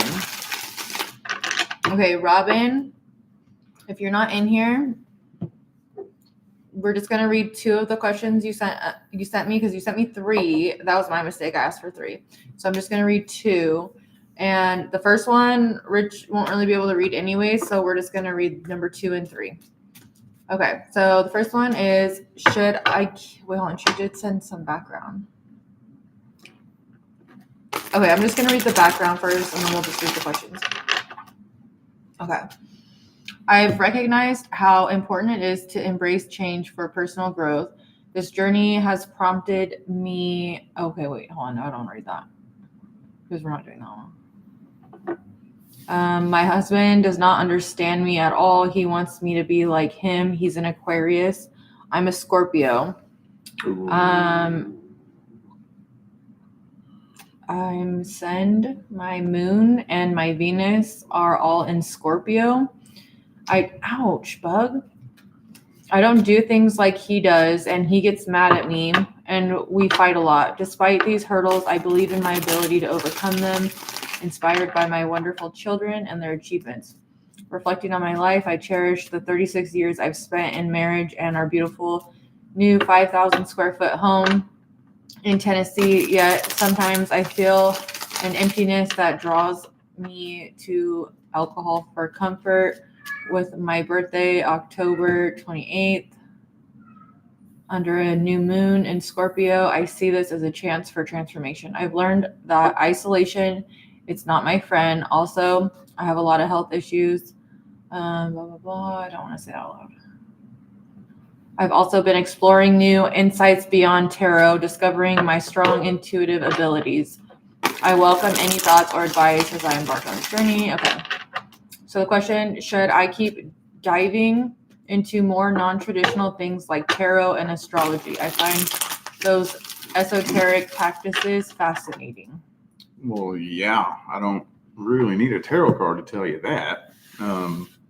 When you start feeling drawn to it like that, it's for a reason. There's always a reason. You're never drawn to anything metaphysical, that can help you develop your own relationship with the universe by accident. So I don't know how to read that. Well, then do you want to try to read her first one? It says, is it silly to want to embrace my Scorpio side? No. I love being passionate and just a little spontaneous. I'm definitely a risk taker. My husband is an Aquarius. He's such a logical thinker, just not when it comes to me, it seems. Sometimes he thinks there's something a little off about me, wanting to feel special. But hey, that's so funny though. It's kind of like you guys are a switch because I feel like the Aquarius is the one who's like different and kind of like, you know what I mean? Well, I mean, Aquarius is a fixed sign. Okay, well, do you want to read that one? I don't need a tarot card to read that either. No, it's not silly to want to embrace your energies. If those are your energies, fucking embrace that shit. 2 fixed signs, man. Aquarius and Scorpio. Ugh. You say y'all been married 36 years? Is that what it said? Huh? Did I hear that right? They've been married 36 years. No, 36. I thought you is said that what it 30, said? 36 years I've spent in marriage. Oh. So y'all got married the year I was born? Holy fuck. 2 fixed signs lasted that long? Holy shit. You're part of the rare 1%. Let me just take a look here at your second question. Hang on.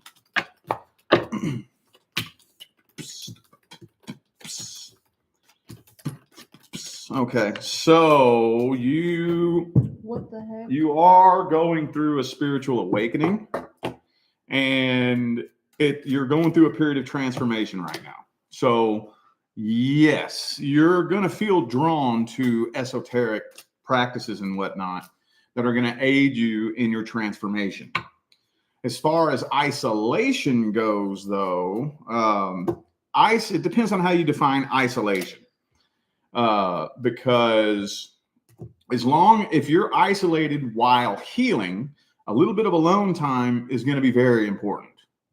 Matter of fact, I would argue that if you continue on your path, you're more than likely going to end up on a path by yourself for a little bit anyways. What you don't want to do is you don't want to isolate and waller in your low frequency and your negative emotions. That's where isolation becomes a problem. But you're going to be going through, as long as you stay true to the path you're on right now, you're going to be going through a vibrational change. And when you go through a vibrational change, anything and anyone that doesn't resonate with the vibration that you're changing to will be pulled away from you.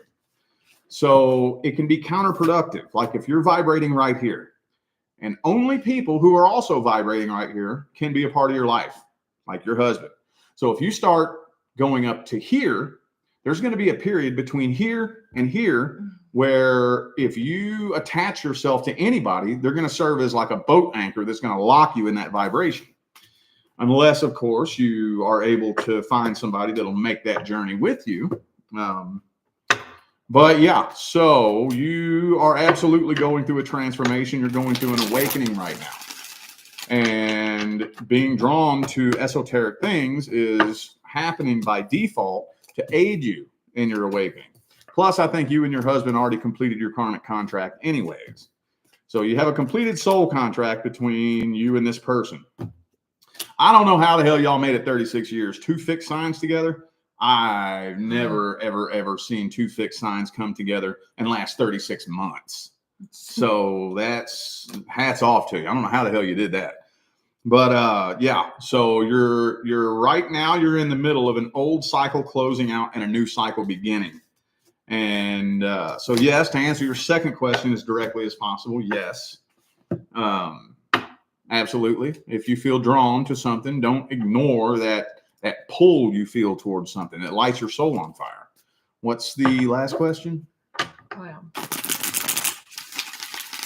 Do you think my husband and I will make it? We've been happily married for 36 years. Sure, we've had our ups and downs, but we've both been through a lot together. He tends to prefer if I stay home and don't have many friends, but I believe we can figure things out. We didn't really answer that. Oh, well. Queen of Swords. Well, that's tricky that's tricky because your all's contract is complete. It's complete. Now, can you stay latched onto each other? Yeah, you can. Can you rewrite a new contract? Yes, you can. However, if he's that stubborn and fixed-minded, the likelihood that you all will be able to rewrite a new contract is very, very slim. Very slim. Because he's going to have to open his mind and be flexible in order to rewrite a new contract. So, I mean, make it. It depends on what you mean by make it. Can you stay together till death does you part? Yes. But it'll pretty much be repeating the same cycle that you've been going through. It's the cycle is going to continue to repeat itself. And usually when that happens, once you have a completed I don't know how long ago you completed your contract, but the universe starts applying pressure and applying pressure and applying pressure and applying pressure. And there is, if you was, now let's say worst case scenario, the two of you didn't make it and you embarked on a totally new journey.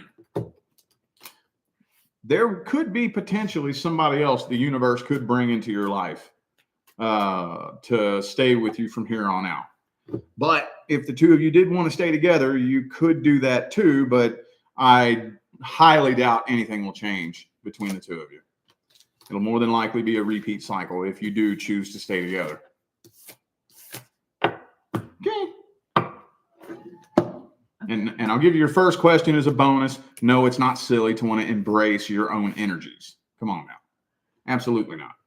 Okay, next is Sarah. Hi, Rich. I'm finishing a master's degree in April, so I'm starting to apply for work in a new field. My question is, are the next 4 to 5 months a fruitful time for me to secure work in my chosen field of public policy and research? Thank you. The next 4 to 5 months are going to be pretty nuts, man. They're going to be pretty crazy. They're warming us up to it now. They're definitely warming us up to it now. Look at Buggy back there.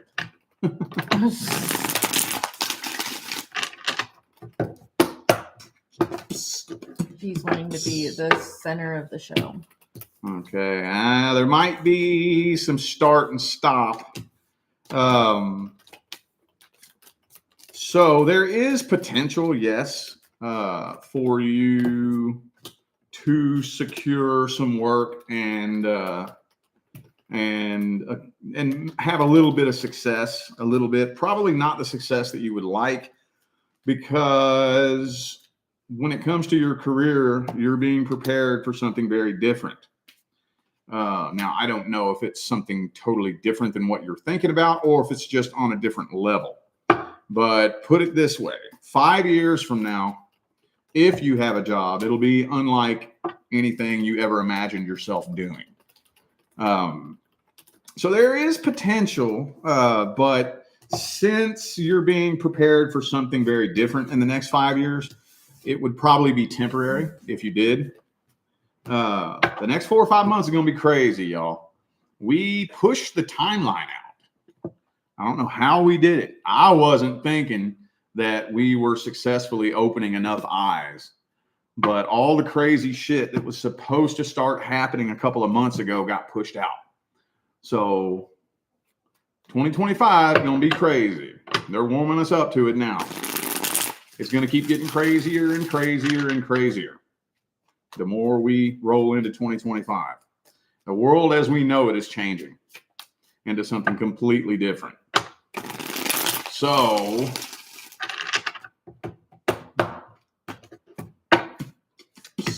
there is potential, like I said. I don't think it's going to quite be as easy as you would like. And it might not be as fruitful as you word it, and as enjoyable as you like. Don't worry. If the next 4 to 5 months seem disappointing, don't worry about it. We're going through a crazy period in 2025 that's going to completely change the trajectory of human history altogether. Technically, all that started back in 2020, but it's really going to start becoming very obvious next year. So if you dig your heels in and really, really, really dig your heels in and manifest and work towards it, yeah, you could have some success in the next 4 or 5 months. You could. But like I said, you're going to have a lot of unexpected twists and turns in 2025 and 2026. And then by the time 2027 gets here, you're going to be in a very different place that you probably wouldn't even be able to imagine right now. Okay.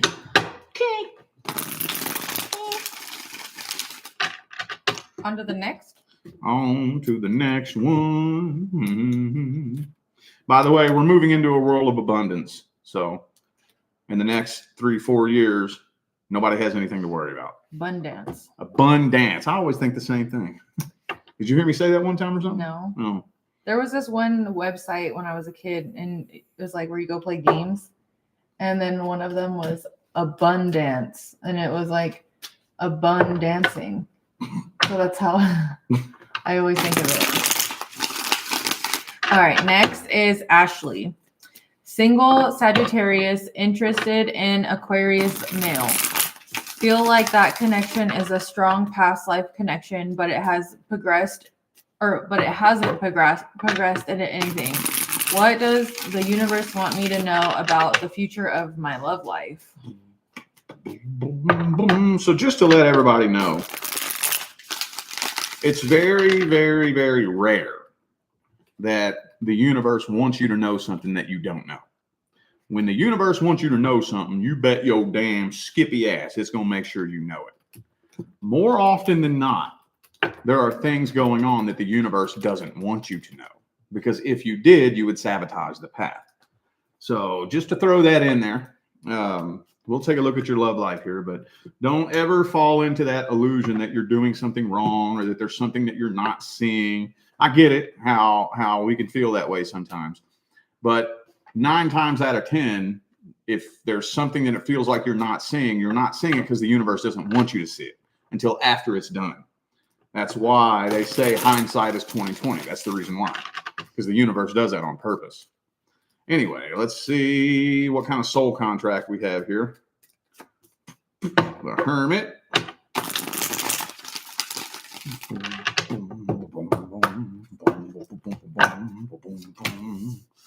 2 of Pentacles, King of Pentacles, World card.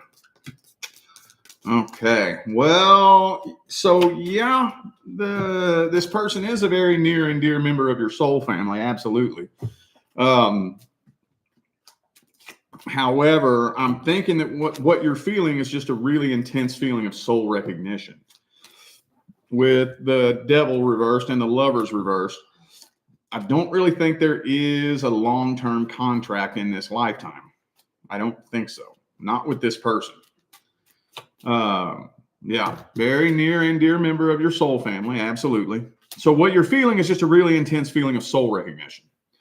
This happens pretty frequently that it comes through my line of work, where 2 people will come together who have been very, very close in previous lifetimes.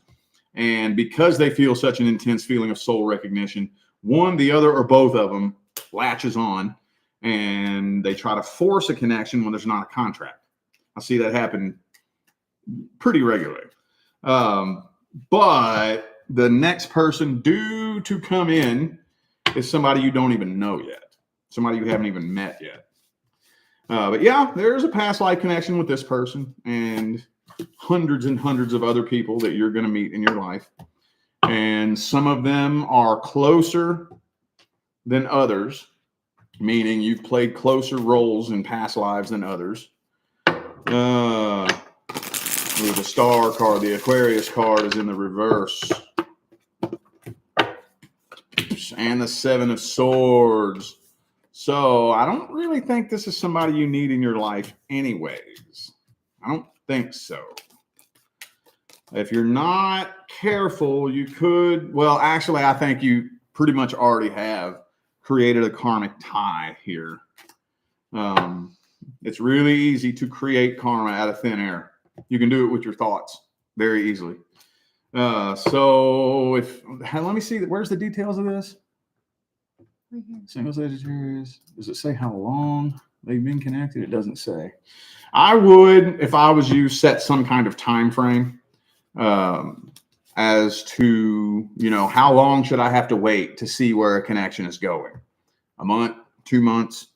And once it passes that time frame, if you can't get anything out of this person that would indicate how they feel or what they want, you might want to think, is this somebody the universe wants in my life in this lifetime? All right.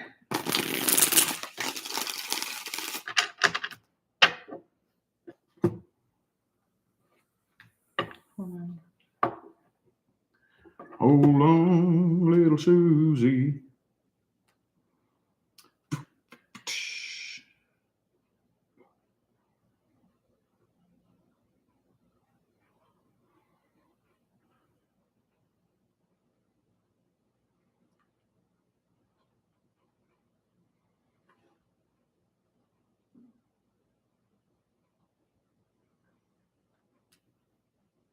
Okay, sorry.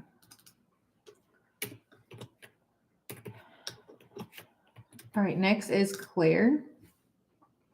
Is my partner willing to change and grow? He is a Capricorn and I am an Aquarius. We've been together for nearly 2 years. I'm feeling confused, hurt, and frustrated in this connection. It's no good. Isn't Capricorn a fixed sign too? Actually, it's not. No. Oh yeah, they're Cardinal. yeah, cardinal.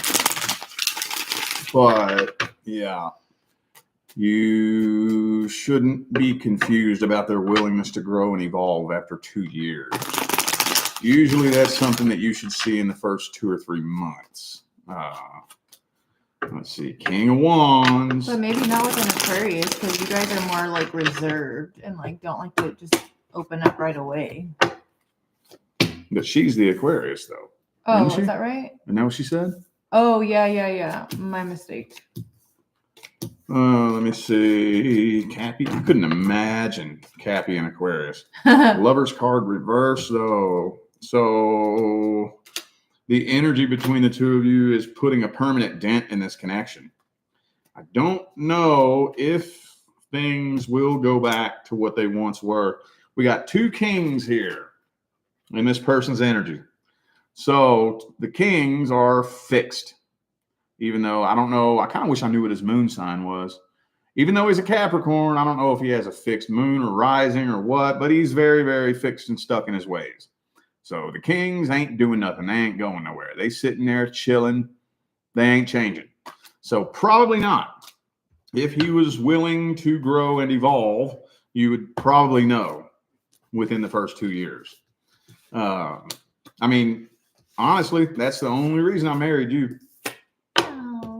Well, not that I don't love you. Not that I don't love you. You know, I do love you and want to spend my life with you. But what made me agree to take that step forward and go ahead and marry you was your willingness to grow and evolve.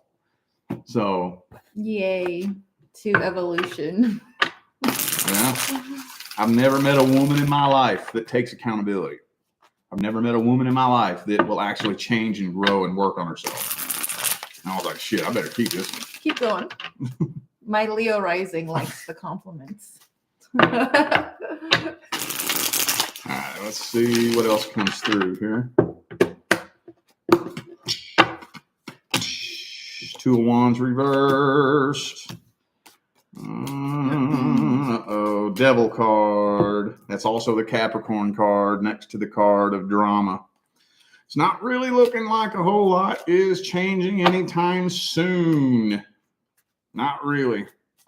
The only thing that I would really recommend if I was you is seeing if the two of you could have some kind of conversation, express your concerns. But here's the thing that you want to do. You don't just want to let the person know everything that's wrong with them and everything they need to change. I get it.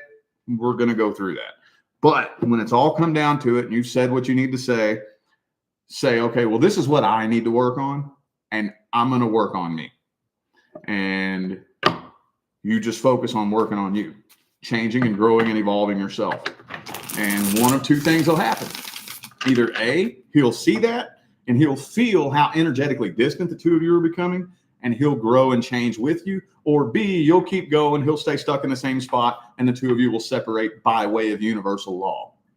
So yeah, or like, sorry, if you don't mind. No, go ahead.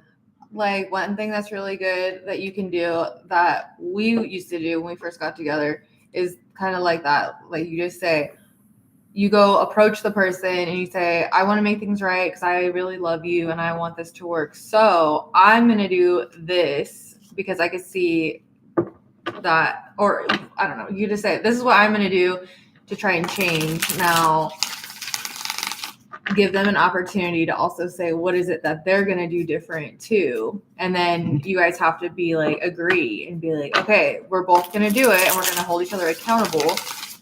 And you actually have to freaking do it. And so does he. He has to do it too. And I think if he's a Capricorn and I think they're pretty serious about things, right? Yeah. I don't know. That's my 2 cents. Yeah. I mean, that's the problem is most people don't understand what it takes to actually build a relationship. They don't really get it. You know, especially so many people who are raised in single parent homes. They've never even seen a successful relationship. They don't understand it. Most people don't even know how to change themselves. Yeah, because, well, it seems like so they don't want to change and grow. So then what could she even say? I mean, like, okay, how about this? I'll stop getting on to you about XYZ, whatever he's like not wanting to do to change. And then, but he also in turn has to do something as well. You know what I mean? Like, if you want me to stop bitching at you about doing whatever, or I'm not saying you're bitching, but as an example, then what are you going to be doing in exchange too? You know what I'm saying? It has to be like balance. Yeah. And two people have to agree on that. And it's a team effort. You want to hear me stop bitching? All right, well, you got to do this. No, don't tell them that. I wouldn't recommend saying no, that. Don't do that. Just kidding, that last part. Okay, moving on. Kathleen. My question is, what do you see for me in love? A long-term marriage, 2025, ? Currently single and dating one person, but I have several suitors and I am a Pisces. Well, if you have several suitors, that already tells me that the person you're dating is not your divine life partner. And that's okay. I'm not saying you're doing something wrong. But when you meet your divine life partner, you won't give a fuck about any other suitors. But let me just see if there is a permanent contract with this one person that you're dating. Well, I don't think she's really asking so much about that. I know that, but I want to see what the contract is with. Maybe it could be the current person. King of Swords, Six of Cups reversed. Okay, so there's definitely some negativity you all have to work out from a previous lifetime. And one, the other, or both of you is very guarded. Somebody here has their guard up. Can't really tell who it is. So, I mean, there's potential with this person that you're dating, but this is telling me you all have not barely begun to pierce the surface layer of your connection with the Ten of Pentacles here. So you could have a successful marriage, but it would be one of those things that's successful on the surface and it looks good and you look good on social media and your friends compliment you and your family compliments you, but you're only really looking good, you know, and not really connected all that deep. And with this energy right here of being guarded, that guard is going to have to be let down over the next 6 months or so in order for the two of you to connect at that deepest level. And again, there's quite a bit of karmic energy between the two of you from previous lifetimes that'll have to be processed through as well. So there will, if you do choose to continue dating this person, there will be some challenges and obstacles that come up between the two of you. And if you work through them, you could build something successful. Plus, girly pop. This is all love, okay? Coming from Sagittarius. Okay, I'm going to try and say things nice. That's like one thing I really struggle with. Like, I want to get a message out, but sometimes it comes across as mean. But how are you going to have a long-term marriage in 2025? Like, the sooner you get into something, the sooner it's going to end. Like, in order for a long-term, this doesn't count for everybody, but I feel like a long-term, you're going to want to, like, take your time and, like, really get to know somebody. You know what I'm trying to say? Was that nice? I didn't mean that mean. It's just, you know, a thought. If you want it to be long-term, like, you got to know, like, for sure. But that's not true for everybody. I mean, there's always that exception, but take your time. But I think she's like she's a Pisces too. So, you know, Pisces are, what is that?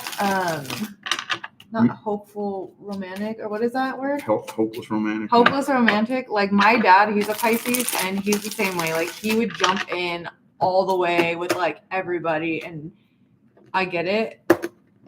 And I don't know. I'm gonna shut up. No, that's true. I mean, you know, I can't think of any divine life partners I've ever met that got married right away. Because you're not necessarily going to know that they're the one right away. But even when that person does come into your life, you're still gonna go slow and take your time. You have to go through all your fights and realize how that person is going to be. You know, like, how is this person going to respond when we get in a huge fight? And that might even take a year to get in your first huge fight, too. You know what I mean?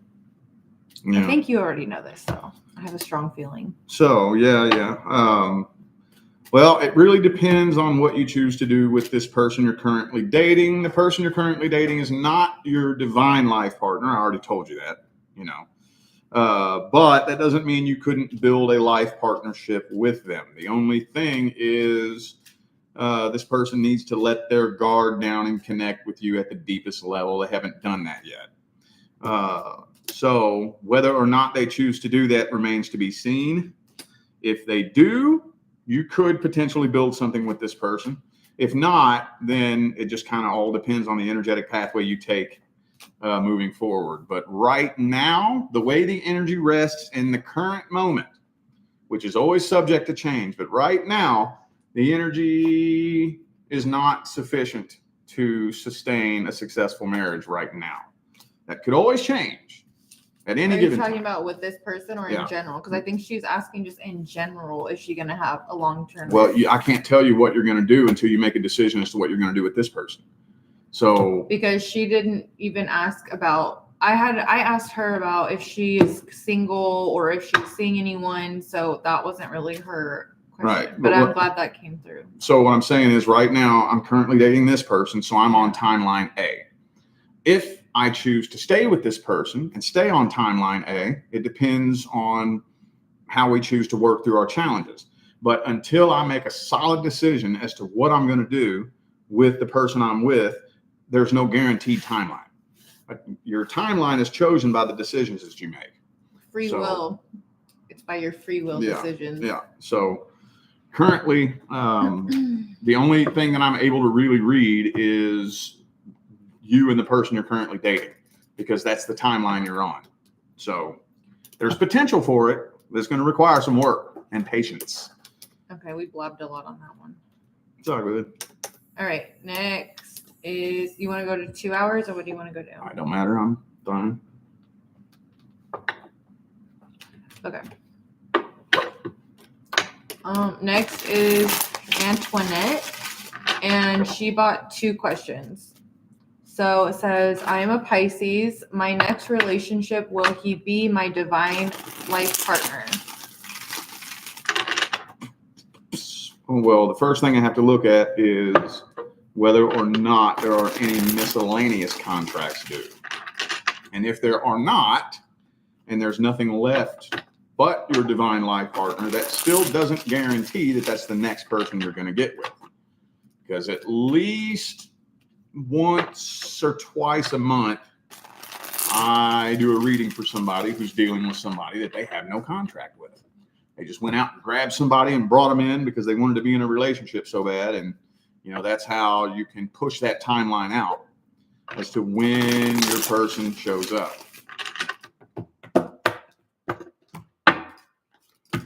Okay, Queen of Pentacles, Hierophant reverse, Tower reverse.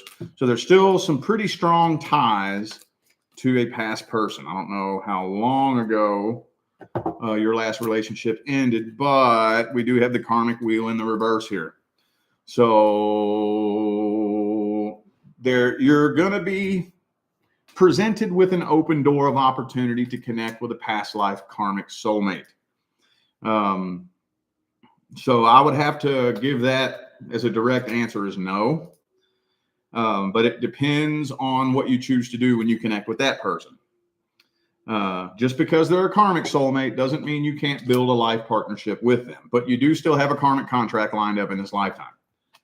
So we also got some loneliness and emotional codependency energy coming through here. That's totally cool. But we do have to work on that because while we're in the 9 of Cups reversed energy, we will manifest 10 of Cups reversed outcomes. So that definitely needs some work. But I would have to say that there is still a karmic contract lined up for you. Let's see what else comes through.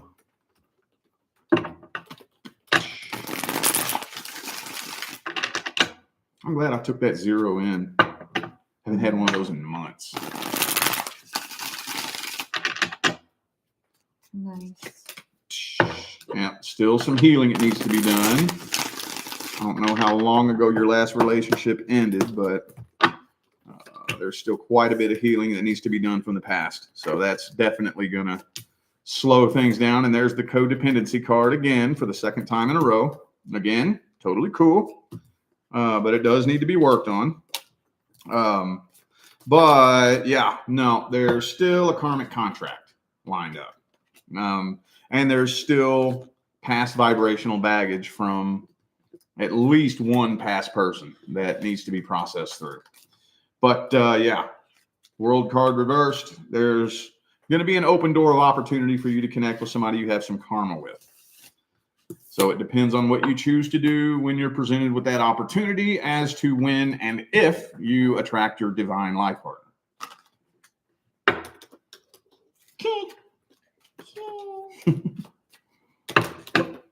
Okay, next. Oh, wait, no, sorry. She has 2 questions. Oh. Okay, so her other question is, am I healed enough and heart open to attract a healthy relationship? I got a lot of that in this first reading. I guess I can dig in and see if I can dig a little bit deeper. Well, she paid for 2, so yeah. World card reversed. Sadie. There's still a pretty heavy energetic tie to a past person. Devil card. Yeah. I don't know any other way to word this, but see, again, the primary law is the law of vibration. The secondary law is the law of attraction. It's not a relationship that we're looking for. What we're looking for is love, happiness, and abundance.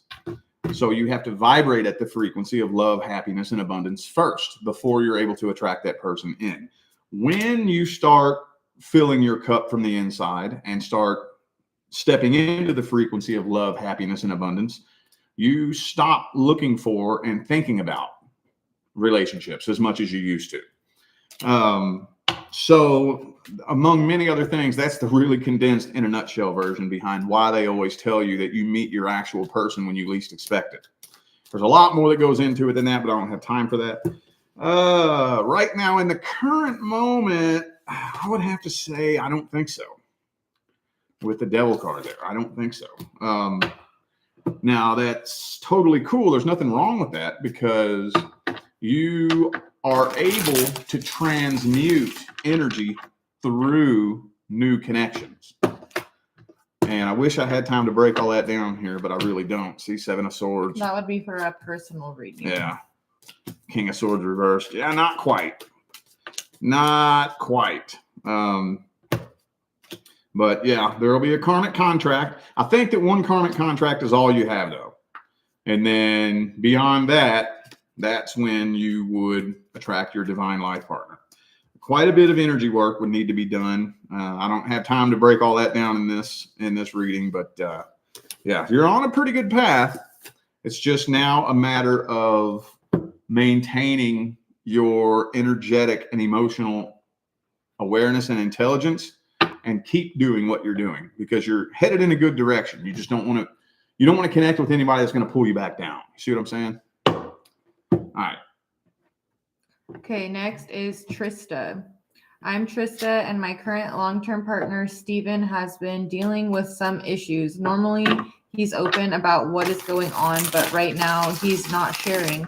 I don't know if it has to do with work, me, or something else. What do I need to know? Long-term partner not sharing with you what he's going through. That's a huge red flag. Huge red flag. So the only thing you need to know is that there's a problem here. There's a big problem here. Let me look at the soul contract. 5 of Swords, 10 of Cups reversed. 6 of Swords reversed, King of Swords. Okay. So it does kind of feel like a completed contract. That's what it feels like. And when you have a completed contract, you're going to wake up overnight and the energy is going to change. And, you know, we deal with energetic changes all the time. There's no big deal. But when you have a completed contract, not only does the energy change, but that energy keeps getting heavier and heavier and heavier and heavier until it forces the two of you apart. So, yeah, the only thing you really need to know is that you all have completed your contract. So, if you want to write a new contract, it's going to require some diligence and some energetic awareness. Let me see here, because now tension is starting to build. And it's going to require quite a bit of concentration and focus to alleviate that tension. Quite a bit. Quite a bit, because there is no logical, legitimate reason why your long-term partner should be keeping something like that from you. Period. So, yeah, completed contract. That's basically what you need to know. So, according to the soul contract, it's time for the two of you to part ways, and the universe is going to continue applying pressure. And if you're not diligent about this, if you would rather not part ways, it's going to require some extreme patience, But if you're not careful energetically, the tension is going to continue to build until something forces the two of you apart. The way it looks right now, if you all stay on the same energetic pathway, I don't see you together 1 year from now, but you're not doomed to that fate. So yeah, that's really all I can say about that.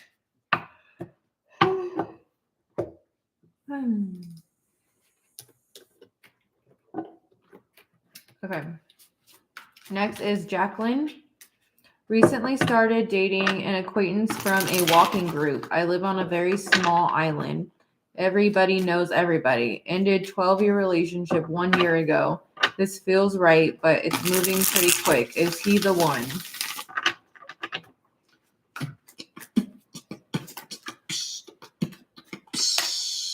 Nine of Swords.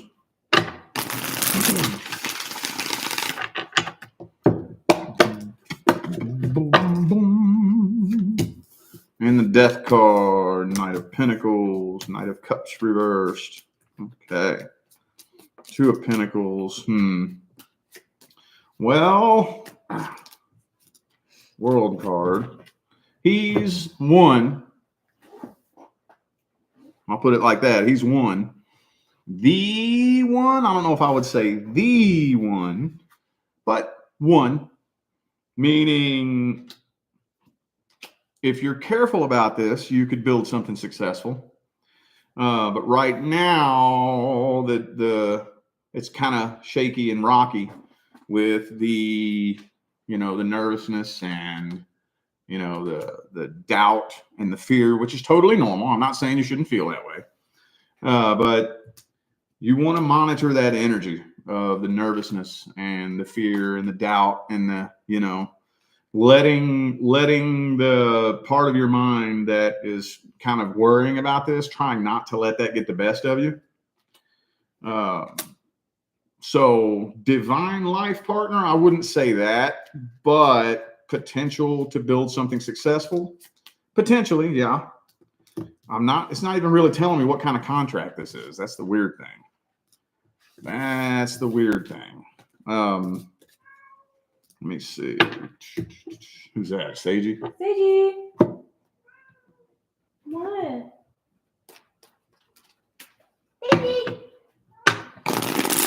He's wanting to know where his mommy is. When she get home?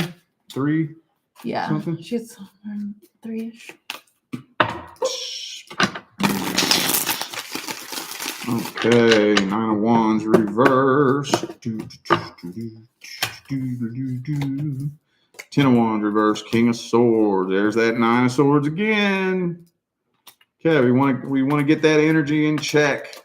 Oh, there it is. Past life karma. So we want to get that energy in check. I'm not 100% convinced that enough. Well, let me figure out how I'm going to say this. The energy still connecting you to the past person is still very heavy. And that's totally understandable. 12 years? 12 years. Normally, the general rule of thumb that I give people, when you exit a long-term relationship, 1 year to start healing, to take your first couple of baby steps onto the healing path. 1 year. So there's potential, but you want to be really careful and monitor your vibration and monitor your frequency. Because, if the nervousness and the fear and the doubt and whatnot continues to build and build and build and build, it could randomly, spontaneously explode and come to an end between the two of you. There's potential here, though. There is. Just proceed with caution.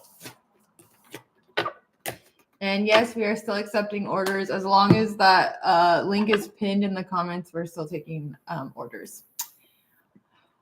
Can you guys see the pinned link? Because it's showing up all weird. Oh, there we go. Let me see. Oops. Ooh.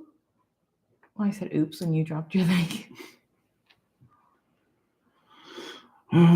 This channel is buried at the bottom of everybody's subscription list. Buried at the bottom. Yeah, it's pinned up there. Oh, okay. Okay. Yeah, just go ahead and click that link and it'll take you to payment. It's only $22.22 for one question. It has to be a specific question and no general spread. No, what do I need to know? No, what else? Whatever wants to come through. Who, what, when, where, why. No, we can do the why. What else? Whatever wants to come through. Can't interpret numbers. Can't interpret dreams. I'm an energy mechanic. If you're asking about a person, include if it's a past person, current person, and yeah. I'm an energy reader and an energy mechanic. I'm not a psychic medium. Every once in a blue-green moon, spirit will come through and dump me with a download of information that I have no clue where it came from. No, I think he's more psychic than he leads on because he'll read a question and he already knows, and then he pulls the cards and it says it. He just doesn't want to give himself the credit for it, but we're working on that. Okay. All right. So you want to keep going? Yeah. Okay. All right. Next is Anonymous. A naughty mouse. Okay. Hey, Rich, does Xavier want to reconnect? Full commitment, live together, broke up in September. I believe family influences him from coming to reconcile. He says stuff like he hasn't been with anyone. Seems like he's watching, waiting. Is that a return customer? I just No. did a reading with somebody dealing with an Xavier.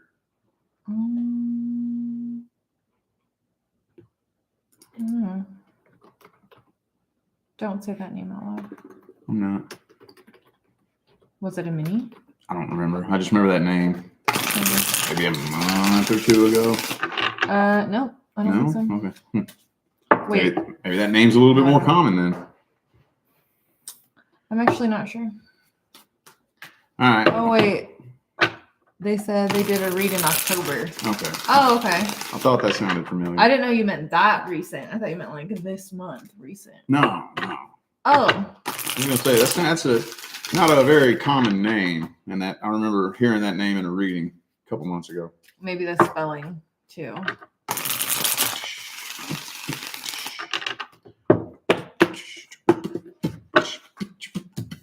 Judgment reversed.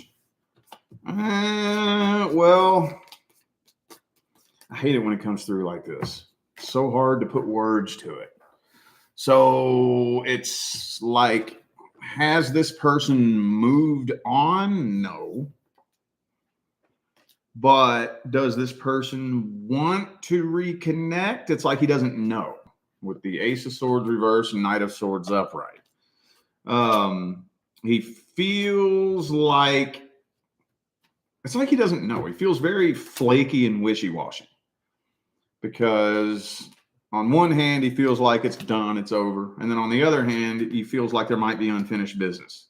So he's very confused individual. What's his sign? And also, how old is he? Because his energy looks very immature. There's a part of him that looks mature, like he has it all together, you know, on the surface with the King of Pentacles. The Pentacles is all about surface level material shit. But then you got the Page of Wands energy, which is, you know, very immature deep down. So,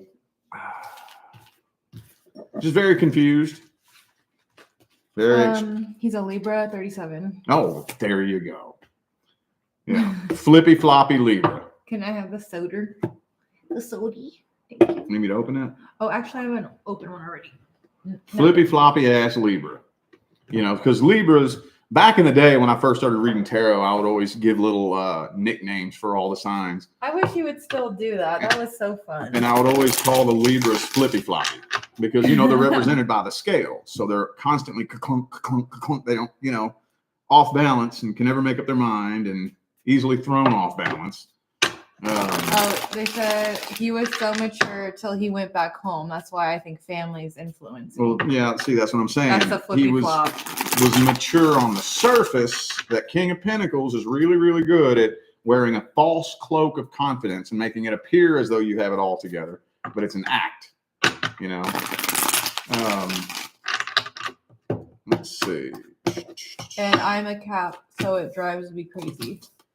Tower card though, so the only thing that I can really say is that he doesn't know. There's a big part of him though that feels like it's done, completely over, but he hasn't fully moved on from it.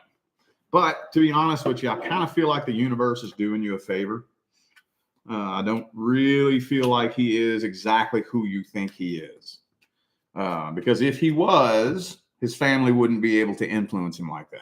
If he was who you thought he was, that exposes another side of him that you were unaware of. So, I don't know. Want to reconnect? I don't really know how to answer that directly.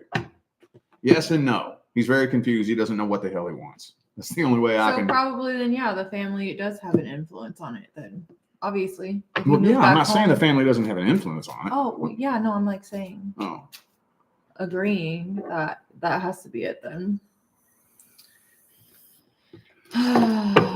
Okay, next is Veronica.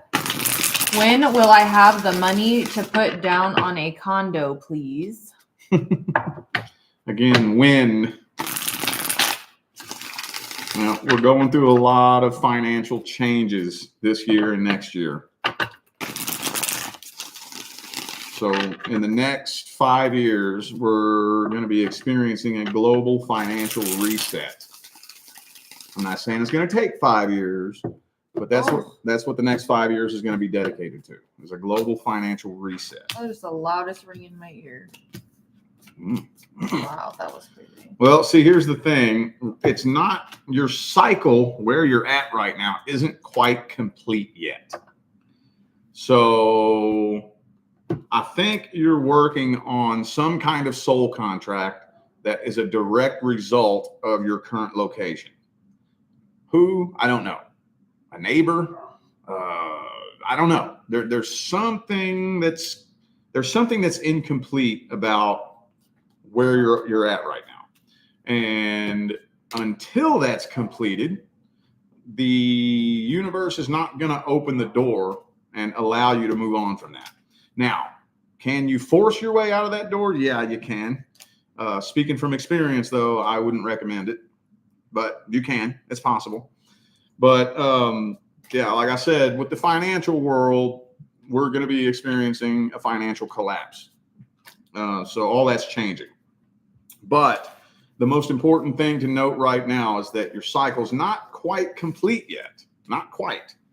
As soon as that cycle completes, and I don't know what it is. I don't know if it's maybe you have a soul contract with a neighbor, or I don't know what it is exactly. But that's when things will start unfolding that will allow you to uproot and move forward with your next mission in this lifetime. Hermit.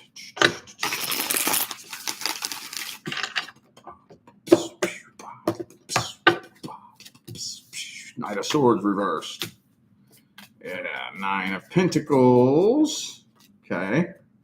So, yeah, there's going to be a little bit of a waiting game because the Judgment is reversed. So your cycle's not quite complete yet. And this is one of those types of things that's not timed out. It's not like, okay, you're going to be in this cycle from this point to this point, and then when this time comes, you're going to be going to this cycle. It doesn't quite work like that. Sometimes it can. There's exceptions to everything. I don't have time to dig all that up. But I would say before 2026 gets here, at some point in time next year. I don't know how things are going to unfold next year. I don't know all the details of the timeline. I've never met one person in the spiritual and metaphysical community who has full access to all the details of the timeline coming up. Not even the most world-renowned psychics and channelers. So I definitely don't know. But right now, you have a cycle and a contract that's not quite complete yet. But I would give it about an 85 to 90% chance that before 2026 gets here, and to try to squeeze it in a little bit more specifically, probably sooner than later. I would be surprised if you're going into next summer having not closed that out and moved on from it.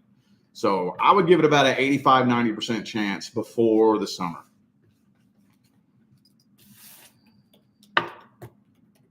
Okay, next is Jean. I'm a female aqua sun sign, and he is a Sagittarius sun sign. We work together in the same office, but he's not my supervisor. This is a current person who's around me daily and who runs hot and cold. I feel he's spiritually aware and that there's definitely chemistry between us. I'm not 100% sure if he is interested and emotionally available. As far as I know, he's a single dad. Kids are older, 20s and 30s, and his ex is remarried since 2019. My question is, will he ask me out anytime soon? I would love to explore if there's something beyond a friendship, and if not, no worries. At least I'll know and can move on. Many thanks for sharing your gifts of reading and the time and energy expended. Happy holidays. Aww. Okay, well, let's see if there's a contract here. My prediction is he probably wants to bang. Well, I mean, he's definitely got his guard up, that's for sure. And still is harboring a lot of unhealed heartbreak. So I don't really think he wants to I don't really think he wants to let anybody in too close right now because he's still dealing with heartbreak. So basically what you see is a cloak of false confidence. Now there's a little bit of potential for a love offer to be made. A little bit. Is he just being like professional and friendly, like work environment? That's kind of what it looks like. Yeah. Dang, I was wrong. Well, that doesn't mean that he wouldn't want to bang. I mean, you might be able to easily get that out of him, but I don't think he's wanting to let anybody in right now. See, Seven of Swords. He's not quite who you think he is. That doesn't mean there's not chemistry. I mean, there probably would be if he was brave enough to let his guard down and let you in, then the two of you could probably do something. But right now he's doing what most people do when they have unhealed heartbreak. Nothing, just putting his walls up and keeping people out right now. Let's see what else is coming through.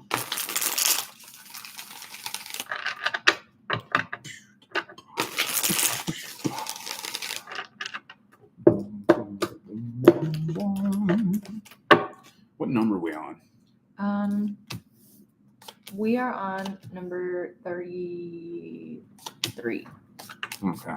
And there's 48. 48? Oh. Altogether. Well, how many of the pre-orders? How many? Pre-orders? I think wasn't there 38? Yeah. Okay. So, yeah. They said not quite who I think he is? Question mark. Yeah. Not quite who you think he is. In Deep a down, bad way or a good way? I mean, just in a different way. He's got a lot of stuff that he's holding deep down inside.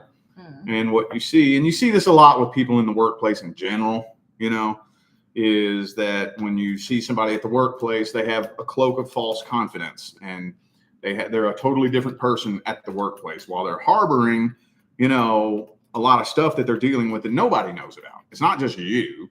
I don't know, I can't spy on the personal details of his life, but it wouldn't surprise me if very few people, if anybody, really knows who he is at the deepest level. But with the 2 of Wands here in this spread and the Page of Cups in the last spread, give it about a 50-50 chance of a love offer being made. And if that happens, it's going to require some patience so that he can open up to you on his own terms. But he's kind of off balance right now. And if you're not careful, you could end up seeing a side of him that you didn't know existed pop out and come out sideways. So I would just say proceed with caution on this. What I would recommend that you do is I would dedicate the next month to gaining clarity on exactly how he feels about you. Now, when I say gain clarity, that doesn't mean ask me. You're more than welcome to ask me. I'm not saying that you shouldn't. But asking me is not gaining clarity. Gaining clarity means you hear it from him. You hear it from him and you feel it. And you feel that energetic connection. So I'd give it about a 50-50 chance that a love offer might be made. But proceed with caution while you're confused about his feelings and intentions. All right. Okay, so do you want to just wrap up the pre-orders? Yeah. Okay. So anyone who makes a payment now, you'll be on part 2. But we're going to try and get through these. Hopefully you can make it. Usually he'll get down to like the last like 2 and be like, all right, I'm too drained. I'll get him. All right. Next is Jennifer. I'm a Pisces and inquiring on who is coming in next, new love or ex returns. Okay. Well, so the fact that you're asking about an ex indicates that there's still an energetic tie to an ex. That's okay. But depending on the nature of the contract due to come in, that could potentially block the next person from coming in. Let's see, though. 4 of Swords. Yep, that's what I thought. Okay. All right. So you don't have any unfinished business from the past. So that doesn't mean that you won't reconcile with a past person. You could, but if you do, it'll end up manifesting into a repeat cycle. But like I said, there is still an energetic tie tying you to the ex. So the good news is that the next person due to come in is on a totally different vibrational level, which means it will, if you do ascend to that timeline, it'll be something with a lot more potential for success. The bad news is that an energetic tie to the past person will, at best, push that timeline out and slow it down, and at worst, completely block it from coming in altogether. But the next contract due to come in is somebody you do not even know. So let's see here. Let's see what wants to come through next.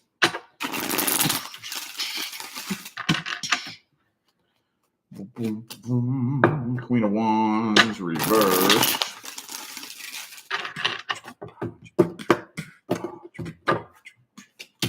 Okay, Judgment. Yeah. So there's nothing unfinished from the past. Be careful, because I could see several potential love interests as open doors of opportunity.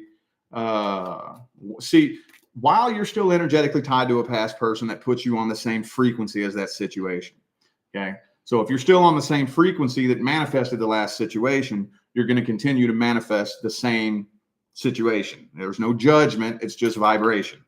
So while you're still tied to the past person, if you reconnect with a new person while you're tied to the past person, it will manifest a similar outcome that harmoniously resonates with the last separation. So Yeah, there's nothing, no contract due other than your divine life partner. So make your healing, your evolution, and your vibration and your frequency your number one priority. Remember, and this is for everybody, it's not a relationship we're looking for. We're looking for love, happiness, and abundance. Love, happiness, and abundance is a vibration. Vibration is the primary law. A relationship is something that you attract. Attraction is the secondary law. So we don't want to think that we're going to get the secondary law first and then the primary law second. That's backwards. So you're on a pretty good path. If you stay on the timeline you're on right now, within the next year, you'll more than likely be, hopefully, building a successful life partnership. All right, next is Kimberly. I'm not quite sure how to ask this question. I've been a BSA/AML analyst for 6 years. I'm not happy doing it anymore and want to figure out if there's something else for me. I was hoping that I could receive guidance as to what may be a good fit for me. I don't even know what that is, but okay, yep, there it is. When it comes to career and finance, the Tower card comes up every single time. You fucking dogs, man. It's because there was a Santa Claus truck. Okay, so your cycle isn't quite complete yet.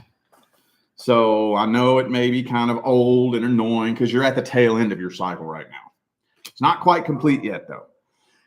And that's one of the most annoying phases to be at, is when you're nearing the end of a cycle and you feel it coming to an end and you're tired of it and you're sick of it and you're ready for something to change, but nothing wants to change.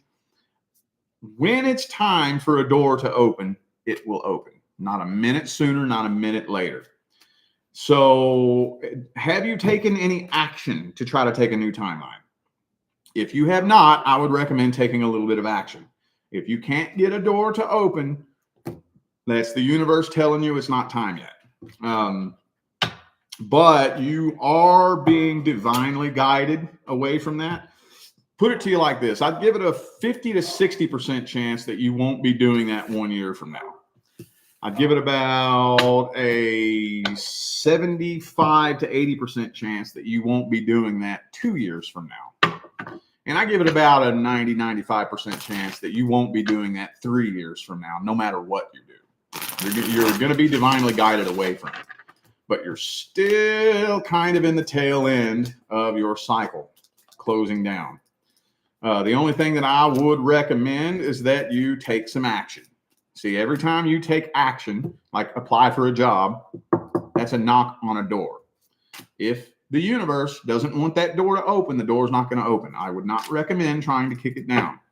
If you have knocked on dozens of proverbial metaphorical doors and none of them are opening, it's because it's not time for a door to open yet. Now, I'm not going to say what you should or shouldn't do. I'm all about taking action. But if you don't get a door to open in the next few months, don't worry about it. You will be divinely guided away from that because you're at the tail end of your cycle right now. She said, "Thank you so much. It helps to know my intuition is working. Yes, I put applications in." Okay, so this person bought 2 questions. So we're going to do both right now. Okay, so this is for Prie. It says, "My question is about Reyes. We are not fully in talking terms from 2nd of November. Just exchanged short messages twice after 2nd of November. So you can call him my current, maybe. Question, what lies ahead for both of us?" I wouldn't call somebody you're not talking to a current person. That would be a past person. Okay. Or did it ever get up off the ground? If it's something that never got up off the ground, that would be a love interest. That would be a person that you're interested in. But a current person, when I say current person, I mean somebody you're currently dating, somebody you're currently with, long-term partner. So let me look at the contract here.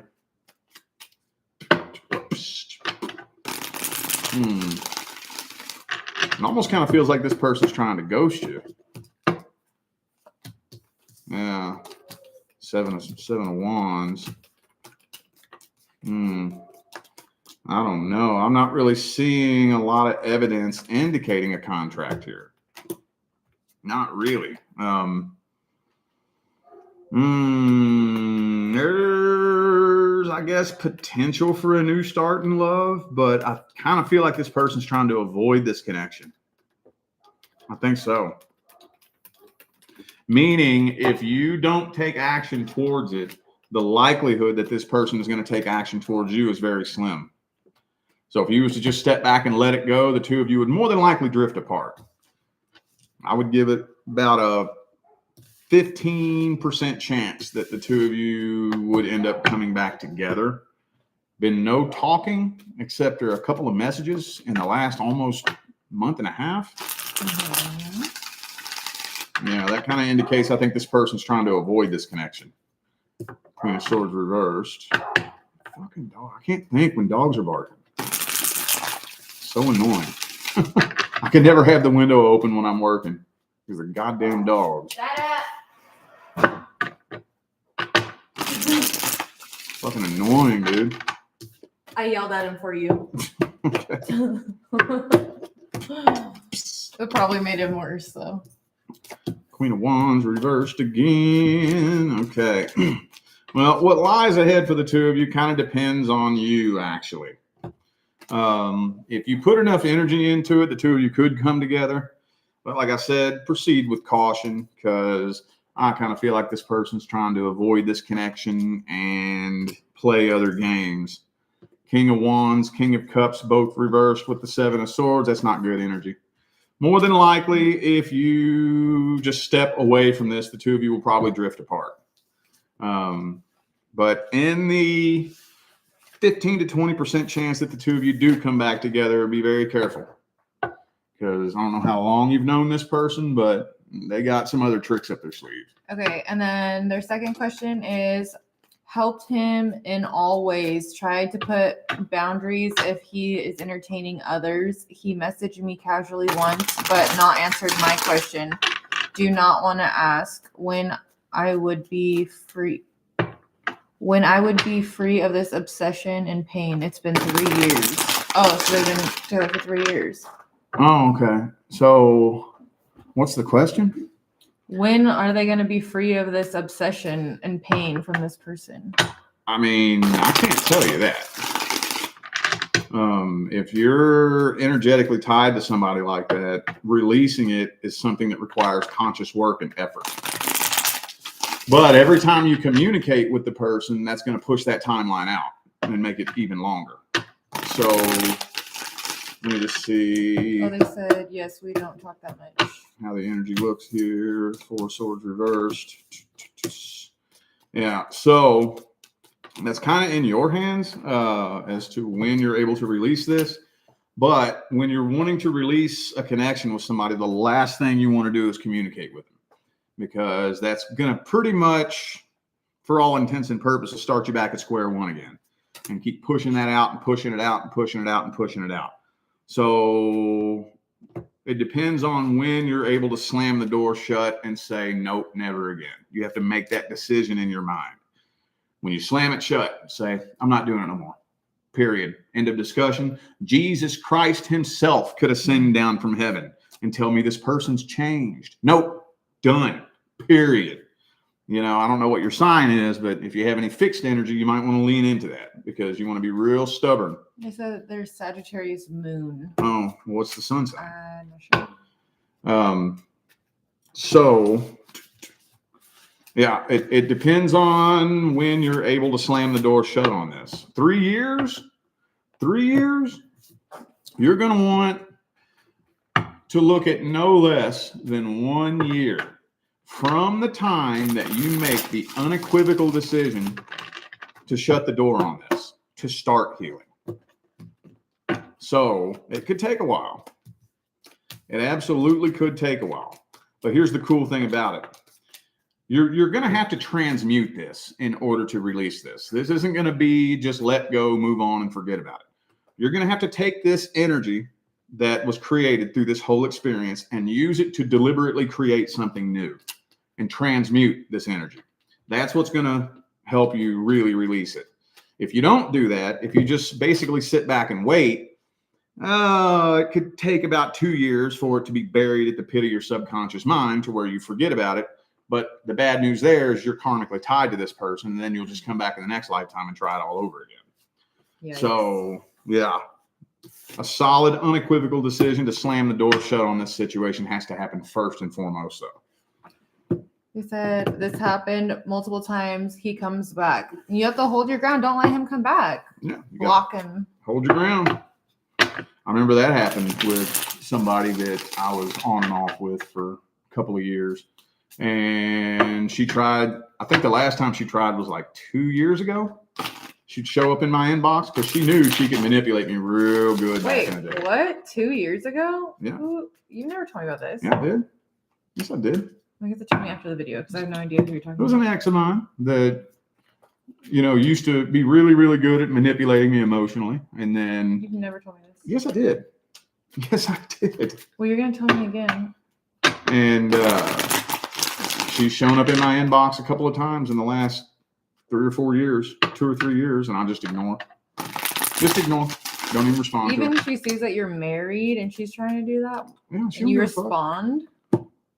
Do you respond? No, I told you I don't respond. I just went ghost, went dead silent ghost. Block. I went ghost. But you're not a ghost if she can still see you. What do you mean? Block.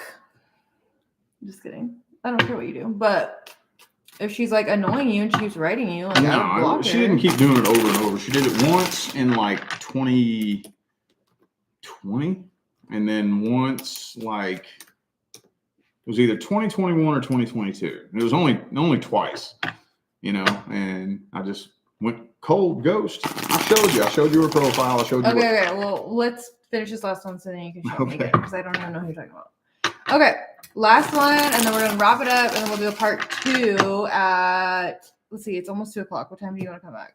4:30-ish? You got to sleep for... Yeah, I'm going to have to lay down, definitely. For how long? You want to lay down 2 hours? Do you want to sleep for 2 hours, or how long do you want? I would like 2 hours, yeah. That'd be nice. So then do 4:30. 4:30? Yeah. Okay. So we'll come back at 4:30, but let's finish this last one here. Where's the time? 42. Right, this is the last one we're gonna do. All right, this is for Angie. I'm working on manifesting a new romantic relationship with a man. What else do I need to add to my manifestation or work on? I think for it to work.